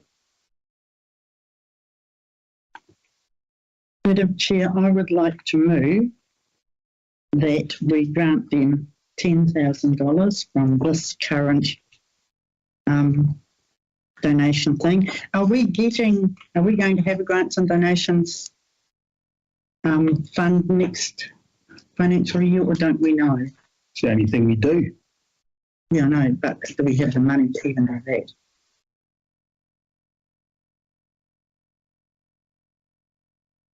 Okay, I'm going to move that we grant this committee $10,000 for the current financial year. The reason being that the information on page 38 is incorrect. They do not receive $4,900 from FNDC. That $4,900 was a grant to remove trees that the board was going to pay for, but Blair King, as CEO at the time, incorporated with some other job, and the council ended up paying for it. The committee that attended did say that they've got, this bill to pay for $6,072. That only pays that. It doesn't pay for the extra work they have done. This is a really nicely kept cemetery. If it was taken over by council, it would not be done to the standard that it's being done now. And so I think I'm going to move $10,000 for this financial year and $10,000 for next financial year, provided that the grants and donations account is continuing. Can I just hear from... Through the chair, I've actually been doing a fair bit of digging on this, and that's why I have asked that this be left to lie on the table, because half the people that are dealing with this have not been back at work yet because of illness. So I think I suspect that there is funding they can get from council, and I just need to get a straight answer on that. And that's why I have asked that this be left to lie on the table so that I can come back next month with that information. So rather than the board being put in a situation where they are suddenly funding cemeteries, because there are 17 cemeteries owned by council that are operated by private committees. So we have to be very careful about also setting a precedent. Yeah. I would rather come back and say, this is the situation, this is the funding that the cemeteries can be getting from council, and when that would likely to be. When we received the initial letter from this committee, they were not putting in a funding application. I allowed them to put in a late application so that it could be discussed and they could come and speak to the board. So I don't think a single month's delay is going to cause a huge issue. And if it means that we come back next month and suggest that the board does give them some funding to carry them over into the new financial year, then that can be that recommendation. But I would rather that the board left this to lie for a month so that I can make sure I get you full information rather than the partial information of what it might. Thank you, Catherine. Madam Chair, the board or the committee did put forward a worst case scenario, which was asking the board to approve $6,072 to pay this account here. Is there any reason why the board can't go ahead and pay that? It's not in the actual information of, it's just a handed quote. I guess the concern is setting a precedent. It'd be hard to argue against another cemetery coming in and saying, oh, we want to. Yeah, we would like that. Yearly. Yeah. Mitch, I've got some questions and then a potential alternate motion. I don't know, I guess the asset managers, such as Katie, manage and administer cemeteries because they're part of our public reserve. I've been going around that church back to Michelle Walker now, so she and I are going to sit down and have a big conversation because it's a much wider one. So Michelle is a property staff member under Tanya Steen. It's good that she's providing the assistance. My understanding is that cemeteries are paid for out of the ward rate or they're paid by the general rate. Not 100% certain. Because that was one of my questions to our board because, you know, our ward, we set, you know, as a community board, we have greater influence into the ward rate because it affects just I our suspect it's a ward rate because cemeteries come under our board's delegation. Yeah. So the alternative motion that I wanted to move was to approve funding, but subject to the staff coming back, which would mean that they could still have the funding without waiting for a month while we're still checking these aspects so that there's not, so it's the same outcome, but not having a delay in providing the resolution for a further month. Because I think personally, as a member of this board, I really support this kaupapa, I really support this committee and the volunteers and what they're trying to do. Absolutely. Yeah. It's just that, and I don't want to hold up doing works because anyone who's done construction and earthworks knows you've got to get it done in the dry season. And also there's a big wait for contractors. So even if they're delayed too much, the contractor won't book it in until he knows that they're going to pay. So it might even be a 2-month delay till you actually get the works done, which will bring us into, you know, coming into the winter time if we delayed it a bit more. So I just wanted to seek confirmation from the staff with an alternative motion that would still allow for us to provide up to, we'll have to discuss the amount, X amount, subject to getting confirmation from the staff about relevant background information first. Through the chair. It still wouldn't come before you before the next community board meeting though. No, it would be emailed out to us. And then it would be a staff delegation based on a council resolution. I would have thought if we give them money to do that direct work now, if we can, then any money that is funding that can come from council directly is something they can use on something else, and at least we can just get this work done. Yeah. But yeah. So how do we make that happen? How do we? Because they haven't applied for that money exactly, but Yeah, it is acceptable for them to provide supporting information on the day, which is what they've done. So you could pass a resolution if you chose to, specifically for that funding, and that any further funding application needs to come back, and we can still provide that further information instead. And hopefully that comes from council, because you've tied up a deputation. I'm happy to second a motion in that regard. I don't know if this current motion has been moved or we just Have you discussed. seen a copy of it, vote? Yes, yeah. Oh, you have. I don't know if we've actually moved the current motion. We're just discussing. Where are we up to? We haven't moved it. We'll discuss. Sure. So that means that any motion that we say, an alternative motion becomes the actual motion that we vote on. So which motion do we go to first? So it's the one that we say. So the Tokyo Community Board, instead of the Tokyo Community Board grant, how much is it? $6,072. Well, that's including GST. Whatever the amount is plus GST, like the GST exclusive amount. Oh, 18 plus GST. Yeah. 5,280 plus GST to the Mononoi Cemetery Committee. Run the community garden. And subject to staff gaining relevant information, or you're just happy to? C, and then support the following committees, A and B, and then C, and that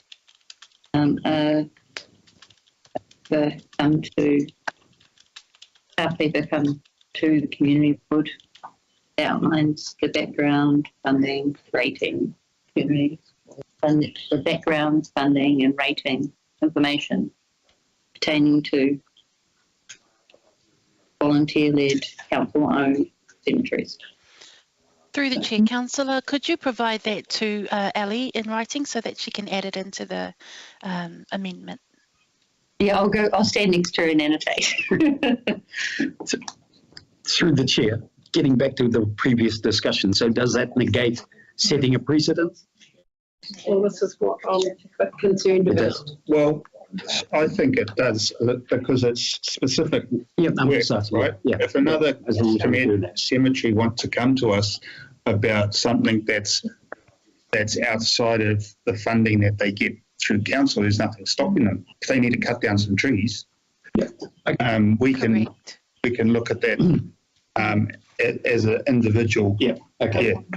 That's cool. And this is the type of thing that I think our board like to, this is like to fund. Do some cemeteries? So do I have a seconder for Felicity's? Don't. And that's a much wider conversation about. Yep. And some of it is legacy stuff, and they're trying to. Cheryl, are you happy with that? Yep. Exactly. And so that's why we're getting through all of that at once. That's the start of this conversation. Yeah. As I say, I found it was 17 cemeteries all in one district, and same situation. At least 6 of which are in the small cemetery. Right.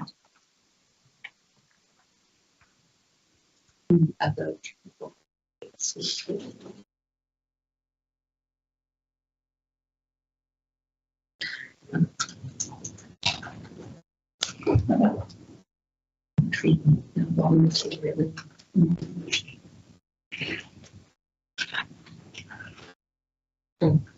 volunteer.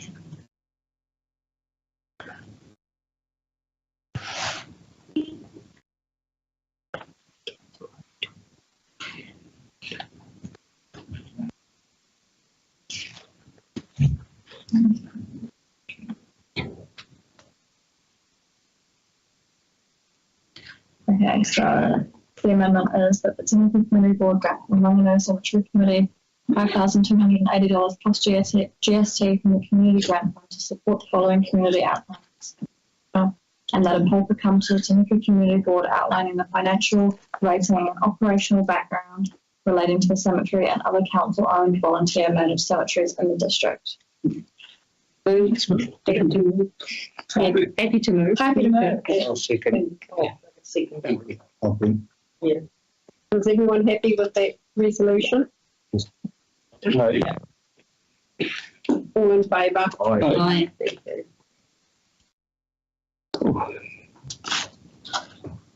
We're now up to the Wanganui Community Patrol.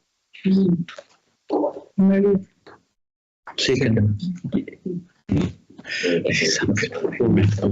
All in favour? Aye.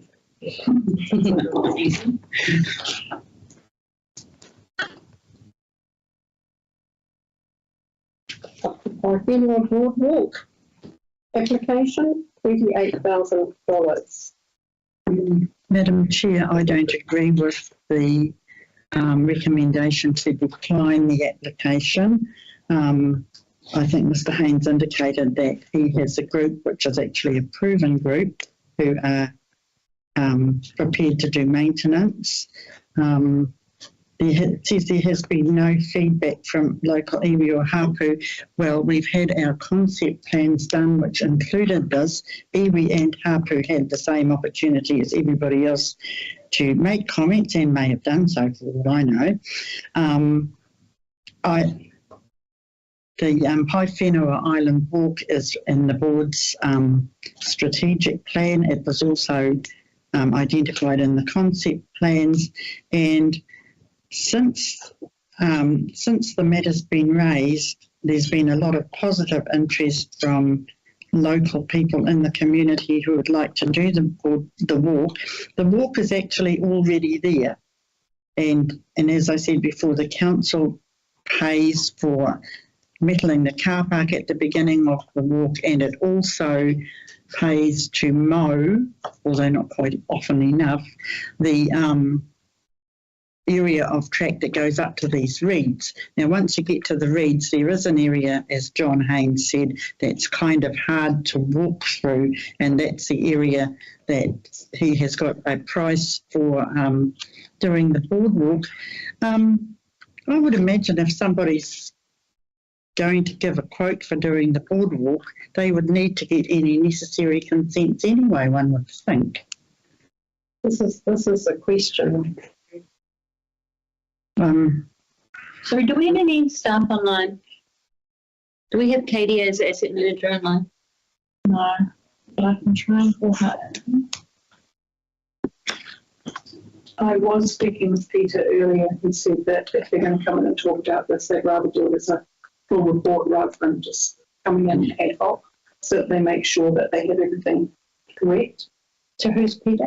Peter Marcellus. He's one of the... Peter Marcellus has walked the track with us. Oh, he's operations. I actually had a conversation with NRC because based on everything, they would appear that this is in the coastal marine area. And they said that if it is in the coastal marine area, which they believe it is, then it will require a consent. I would be extremely hesitant to grant any funding without further information, particularly from NRC, about it being whether it is or not in their area, because consents are notoriously expensive, and I don't feel confident that this project has got everything it needs lined up. A lot of it is not, like, there are some easements, but a lot of it is just cutting through land, and there are no letters in there saying, hey, we actually give you permission to do any of this. I think it opens up the board to a lot of risk that is not necessary at this stage when what information really needs to be provided. Madam Chair, can we amend the resolution in that case to say that the Te Hiku Community Board leaves the application to lie on the table and that further information is provided. But I'd like it noted that it's in our strategic plan, it's in our concept plans, and either dismiss them out of hand or not. Madam Chair, I'm happy to send an email to the duty planner at the Northern Regional Council to check the rules relating to boardwalks. Please do.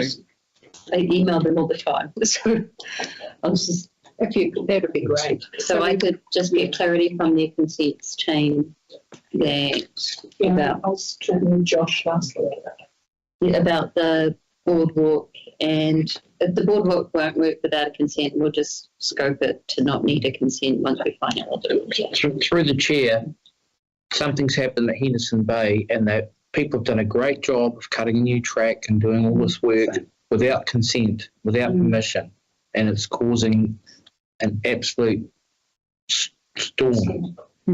So I can see where Catherine's coming from. Yeah, but if we leave it to lie on the table, it's better than Leave it to line. So even though they've done a good job, it was without permission and through areas they weren't supposed to do the work. So you move to leave it to line the table. I'll second that. For further information to come back to the board at the next community board meeting. It might not be next meeting. It might take longer than that to get a board brought together, but I'll get what I can. I'm happy to. I'll get it within a week and email it out to the Okay. Thank you. And I'll just give Beverly the contact for the planner at NRC, and we'll send that with our board so that the board can see the response and the relevant calls. So you do what you can, please, Catherine, and I'm sure Bev will. And everything else to thank you. Through the chair, also being talking Felicity for Council 4 is going to check timeframes, and then to organise a meeting with Chris Campbell. Oh, for Pipino Island. Yeah, so that's related to the long-term plan, marine maritime facilities, extension to the boardwalk. Yeah, and the timeframes and the budget, and when they're going to do it. And they have an existing resource consent. It'd be great if they could give us that resource consent. So yeah, we'll just keep you in contact now. Thank you. All in favour? Aye. Thank you. So the next one is a Te Whaka or Tangata application for $2,372. 78. I second it. Are you happy with that amount? Yeah, I think this crowd do a fantastic job. I just find it, I just wish people wouldn't ask for funding for the likes of the graduation ceremony as instead of part of the training or something, maybe part of the support.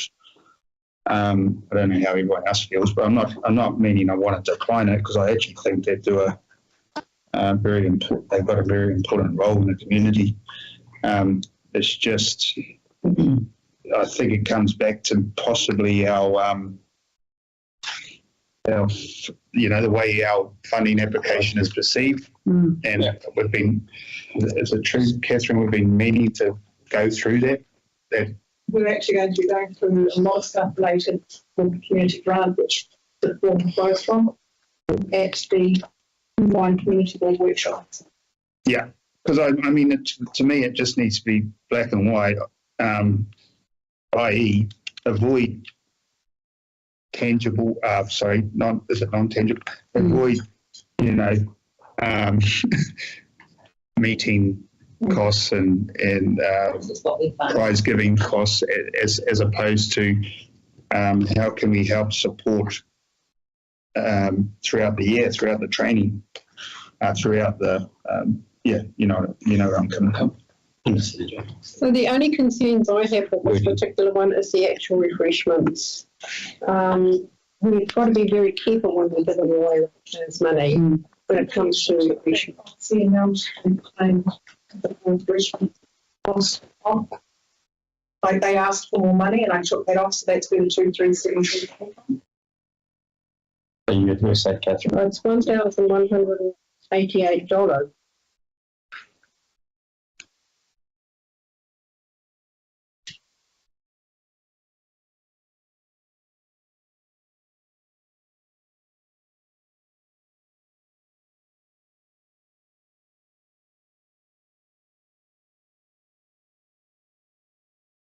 I'm happy to do the hire and the venue hire and the equipment hire.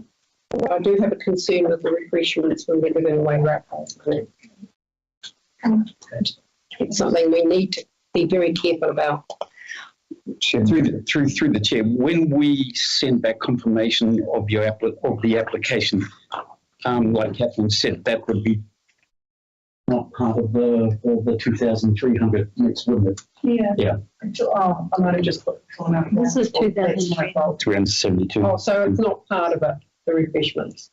Because what they've done is they've split a lot of costs in there, and there's things that they can use it towards. So we can still give them 2372 and just say that it's not to be used towards the food, because we could still cover things like the equipment hire that they're using, and some bits and pieces in there.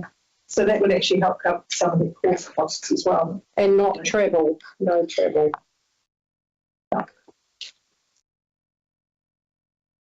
Would have to be site specific. Yeah, and I think that's where, sorry, through the chair, that's where the application and revision of it comes into play, you know, making sure that those are stipulated. What Yeah, we don't cover. yeah, exactly. Then, Chair, for this one here, I just wanted to speak against this application. Is that this is the one for the graduation, and then wanting us to fund a graduation? Yeah. Yeah, this is. That's what I brought up from the beginning. Yeah. Yeah. And I was just going to say, I personally agree with John. It's not adding any events that are bringing people to our district. You could have, yeah, Not the graduation. you could have a graduation without incurring that cost. I just don't think this is within the remit of what our board is here to do, to, you know, increase the vibrancy of our district. And sorry to jump in, Felicity, but we also supported, was it last year, Catherine? They applied to board fund Oh, okay. What for? No, we graduation. we definitely have given them money in the past. Yeah. Because I think it's 2 years ago. yeah. Because someone spoke on it. Yeah, I 100% agree with Felicity. As soon as this one comes through, just, you know, we have to sort of stand on our principles, don't Are we? you saying, John, would support the course, but not the Well, I just think they need to, yeah, like I think they do an amazing job, and they've obviously done an amazing job to get these people into graduation or whatever, but this is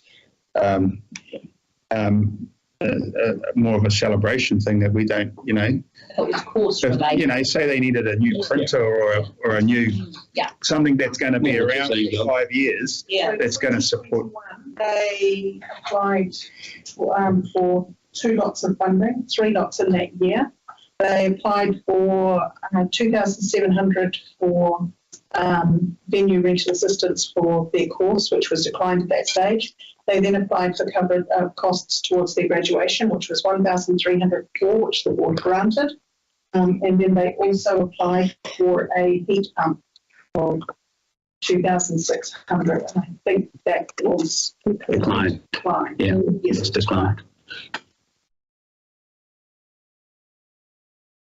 but that was all 2001. 2001. So is what I'm hearing around the table, is this recommendation going to be declined?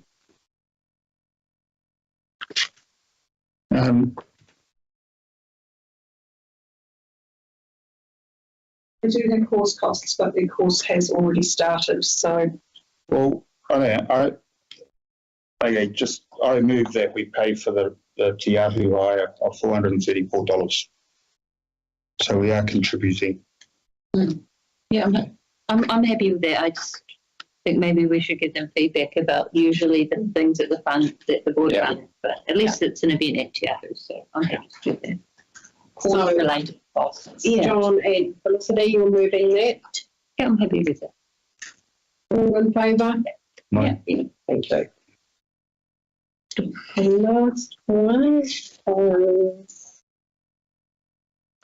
the Tory Tangata Hiku Monoa for $5,000. How many days is this over? 3 days. 3 days in each of the 3 wards. So the other getting their applications the rest of this week. Okay. When listening to Hayley, I think it was, I thought it would have been a good thing to try and include a school class or something. You know what I mean? Like, I don't know who attends as such. I didn't get a full picture on who was going to be attending. So the $5,000 is for the facilitator professional fees.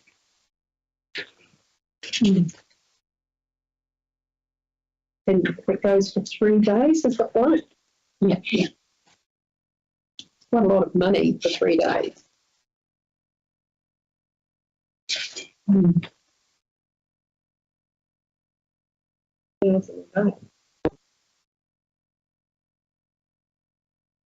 Yeah, I think this is it's great that we're bringing people, to the north, and then we can teach, people in our area and now also those skills. I definitely agree with the kaupapa, about learning about opportunities that people have, and as John has said, I think there are opportunities about including our youth, our tahi. But $5,000 is usually an amount that we would give. I'm just thinking about events or larger events. And so usually for smaller events, we would give $3,000, I think. Through the chair, didn't they say that Foundation offered them $12,000? Yes. So doesn't it cover literally the whole project? And I actually think that's like if you add up the project cost here, that's over. If we gave them more, doesn't that? I think that was over the 3 wards, so there's so the 5,000 per, per ward. Yeah. And so our 2 venues and facilitator was, I guess, but it's still, I guess, backs down what we potentially. So I think she said online, was it 3,000. So total is the total deficit they've got. I'm not $5,000. sure. That's what she said this morning. Is their total deficit is just under $4,000. That's right. But I'm not sure if it's across all of them. It's just I mean, I'm happy to move the 3,000 if it's for over 3 days. A smaller event, and that's consistent with our other events funding. I'll second that. Any other discussion? Is everyone happy with the 3,000? 3. Could we write in the resolution that we suggest as well, encouraging schools?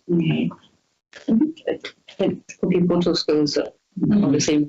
What are we what are we paying for those listeners? Oh, that's a good point. Like, You just pay so, Facilitator. well, is that something like? Look, And also venue hire.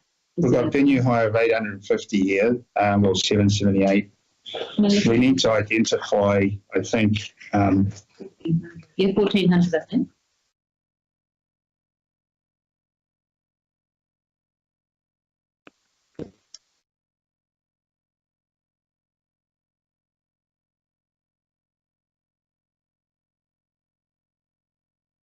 I mean, if we get into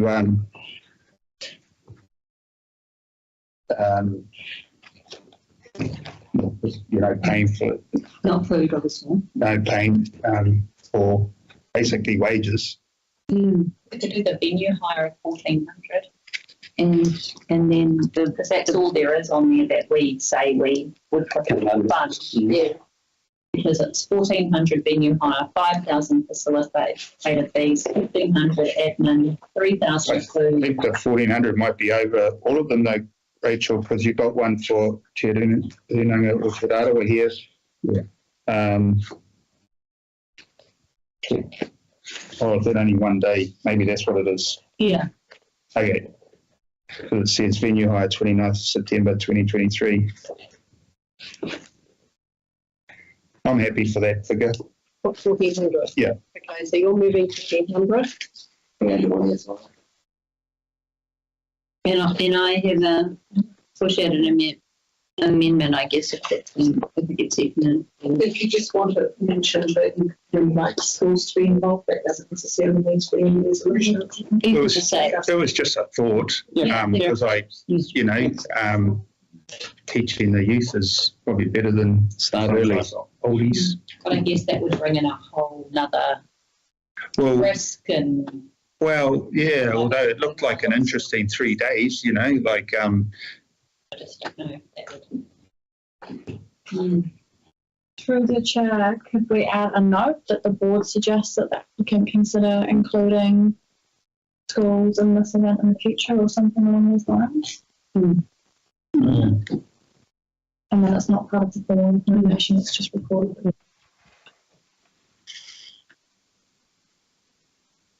So sorry, just to clarify through the chair, so the current amendment is the potential community board approved the sum of $1,400 for the venue hire. No, that's the motion, and then if it gets seconded, then we vote on that. But my foreshadowed amendment was that I give 3,000 or so. That would be to venue hire and facilitators / professional fees. Didn't we say we don't cover wages or professional fees? Professional facilitation fees, you can actually cover it if you choose to. But we wouldn't cover admin or travel. Yeah. Sorry, no, we don't cover. But so yeah, I just wanted to table that with the board. It's an extra 1,600. So do I have a seconder for John's? Darren.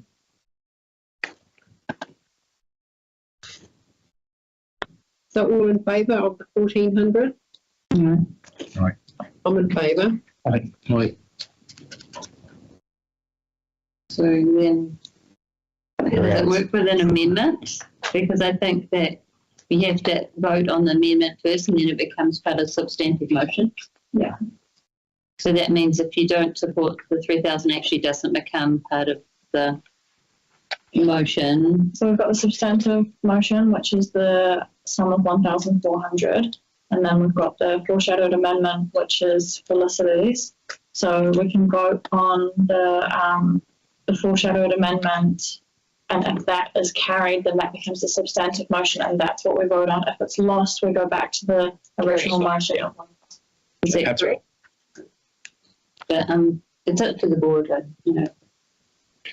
Yeah. So I think $1,400 is a good chip out of the few $1,000s that he had to find.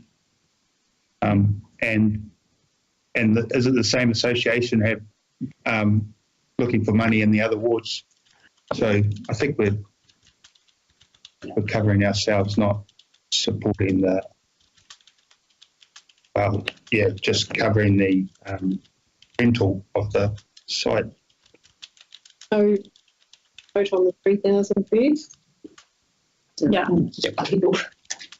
So I decline the 3,000. I agree. Well, if I don't get a seconder, then it doesn't even become. So I have to get it seconded to my amendment. So if there's no support for the amendment, then it doesn't even become. I'll second Felicity's amendment. Okay.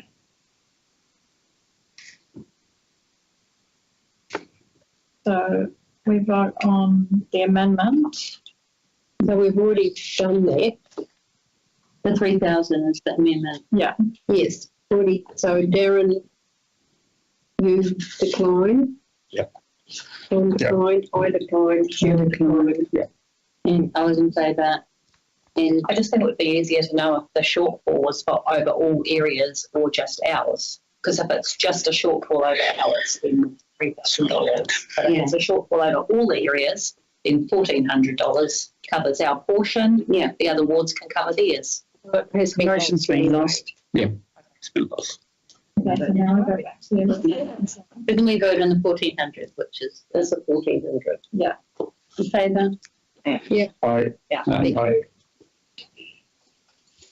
Can I suggest that you not suggest that they open it to schools then? Okay. I mean, yeah. 4 hours lower, Mm. and I would imagine that would cover the marae fees for Hokipoto for 3 days. Mm. Yeah. I don't know the daily cost, but it's pretty much around that area. Yeah, I think I was thinking of the future for the next time, you know, maybe, I don't know. But we don't know their setup. There's probably a perfectly good reason why they haven't approached the schools, you know. Really want to help and safety stuff. Yeah. And trying to manage traffic and Yeah. more. Fair enough. Okay, so that's Actually, that was- so we've done that. So we're up to 8.1, which is summary of applications July to December. I'll move it. Well, Okay. So we've looked at what money is going through.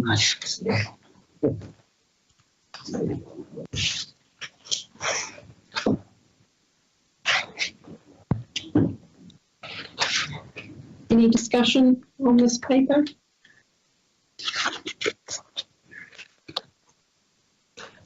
All in favour? Aye. 8.2, which is the Te Hiku Community Board February 2024 Open Resolution Report. Yeah. Thank you. Second time? Yeah. Thank you. Any discussion or anything that's on this? So, Madam Chair, it looks like the Scouts Aotearoa one can be deleted because that's going through the process. Same with the Aotearoa Trust. Just let's leave the petition from Whenui residents on till we see what happens. The Rugby Club one can go. And so can the next one. Hold on, which page are you up to? Page 104. Because we're just recommending to council, and so that recommendation's gone up to council.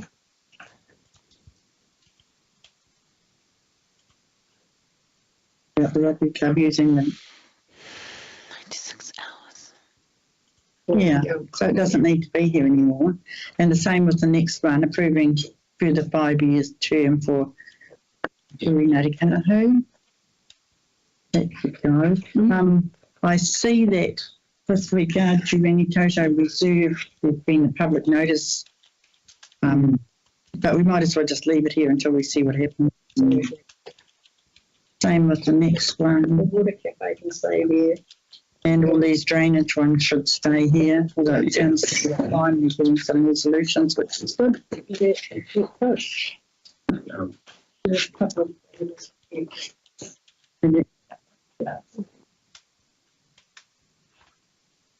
Any discussion on this one? All in favour? aye.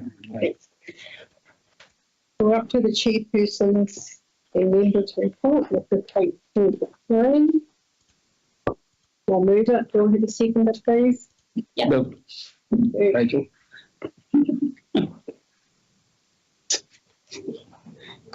So my report, please take it as read. Is there any questions on there for me?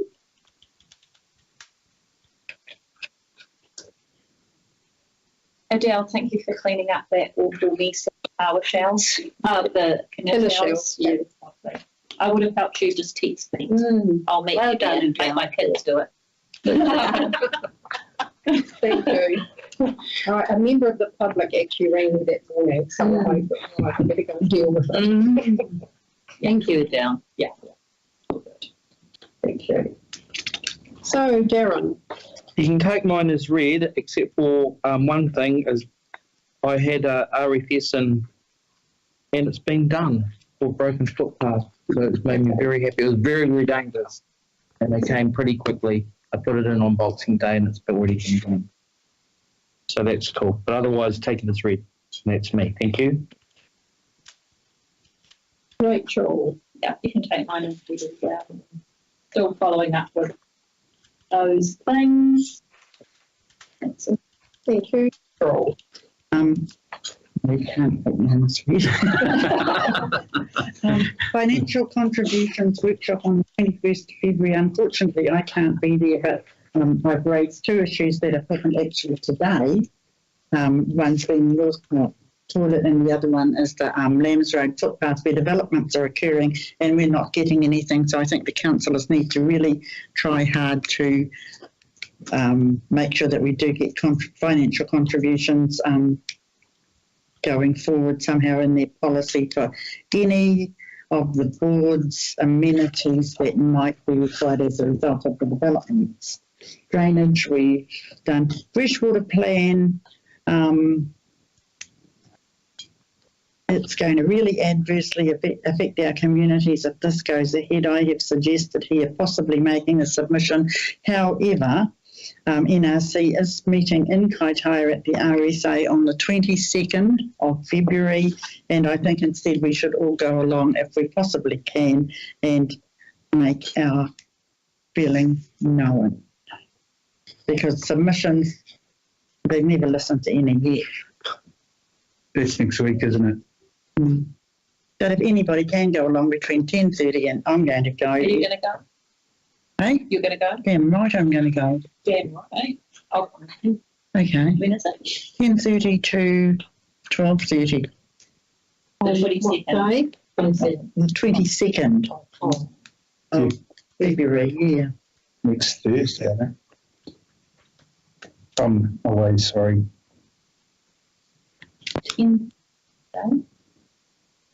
Yeah.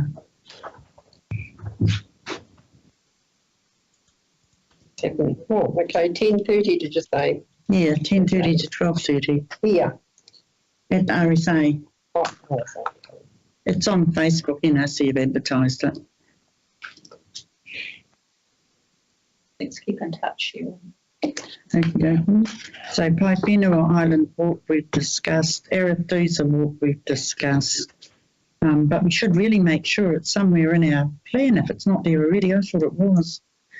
I thought Hoskins Civil went and scoped it. Yeah, they went with you. So I think we need to have another look at that. Felicity's got it sussed. Right. Proceeds of crime fund, we've got an answer from that Bev has arranged, or arranged to have on page 119. I'm just a bit concerned in terms of this proceeds of crime fund.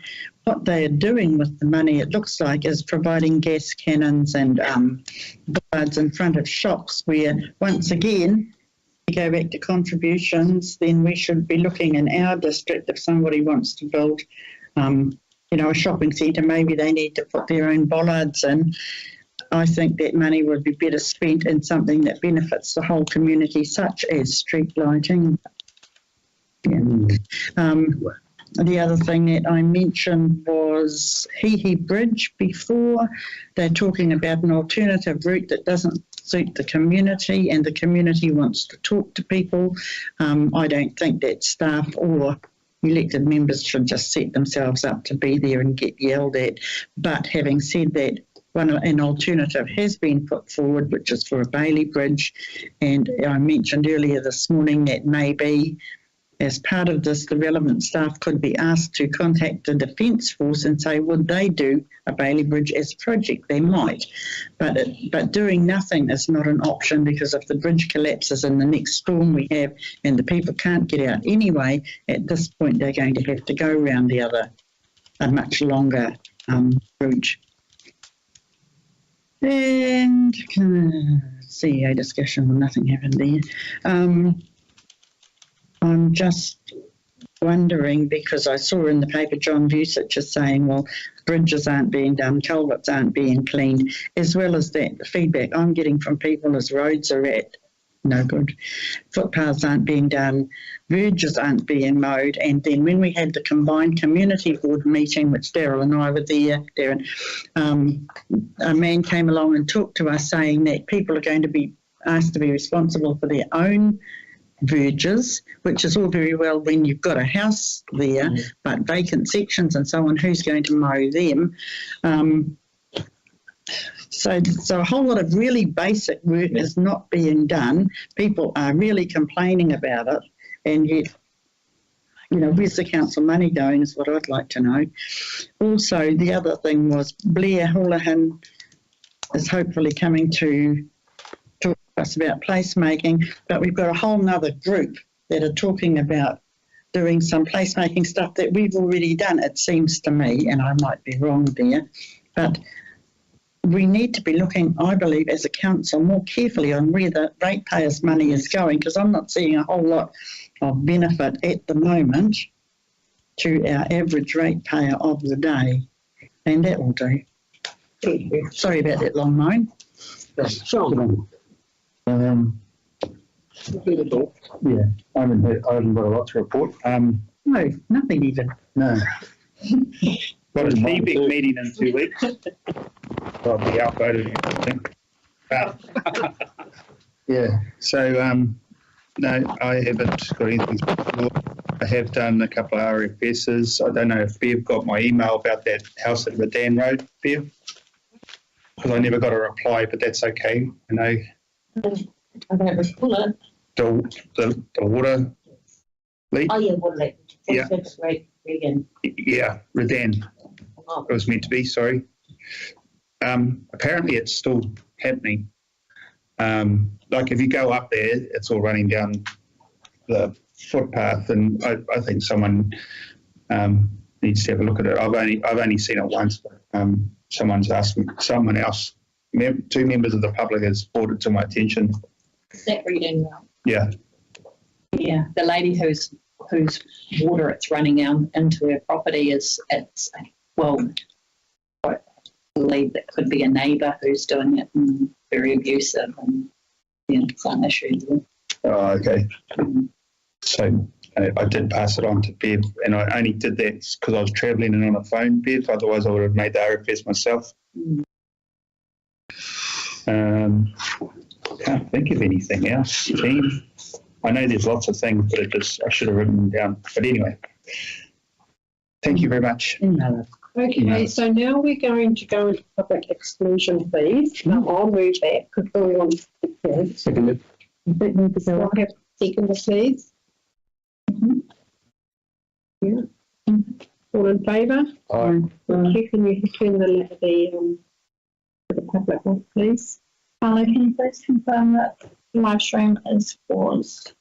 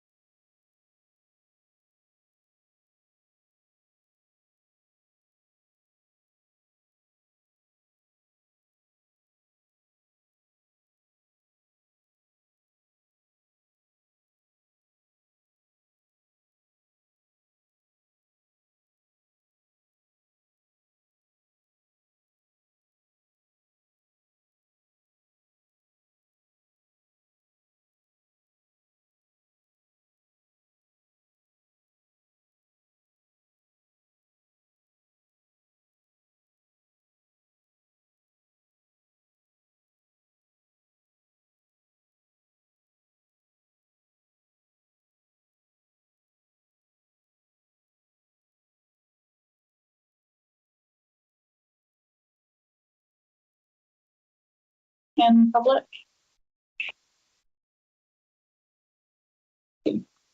The one thing that I'd like to ask for is a report to come to the board on our halls. So I'll move that. We haven't had a report on the halls or any financials for some time. So, sorry, through the chair, it doesn't necessarily need to be a resolution. We can work on that. Okay. If we don't have an agenda item, we shouldn't be moving motions. Okay. So we can work in the background to get a report on the hall state of play. And Peggy, do you want to speak at all on that one? Well, I googled community hall policy, and you've got one, and I think that it needs to be looked at, and I think that there are a lot of examples around the country of communities of different ways of benefit halls in a constructive way. So let's look at the policy first and see that we're actually using it. What other councils do is they remove all the halls from their books, and then they just give an annual grant, a contestable fund to the halls to apply for.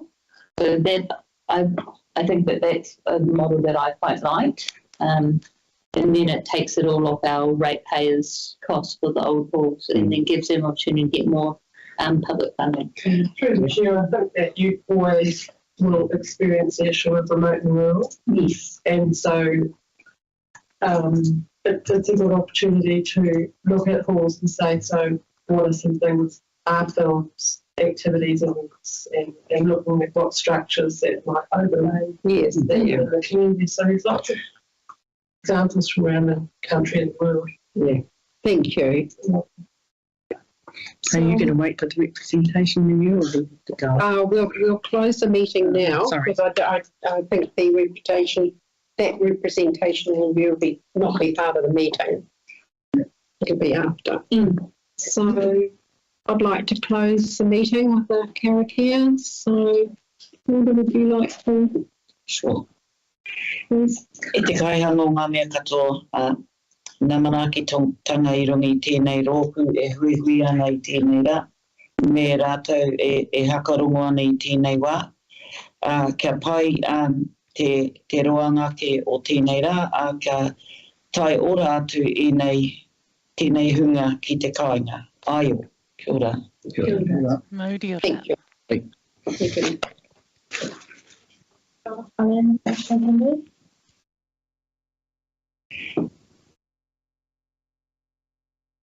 you. Thank you.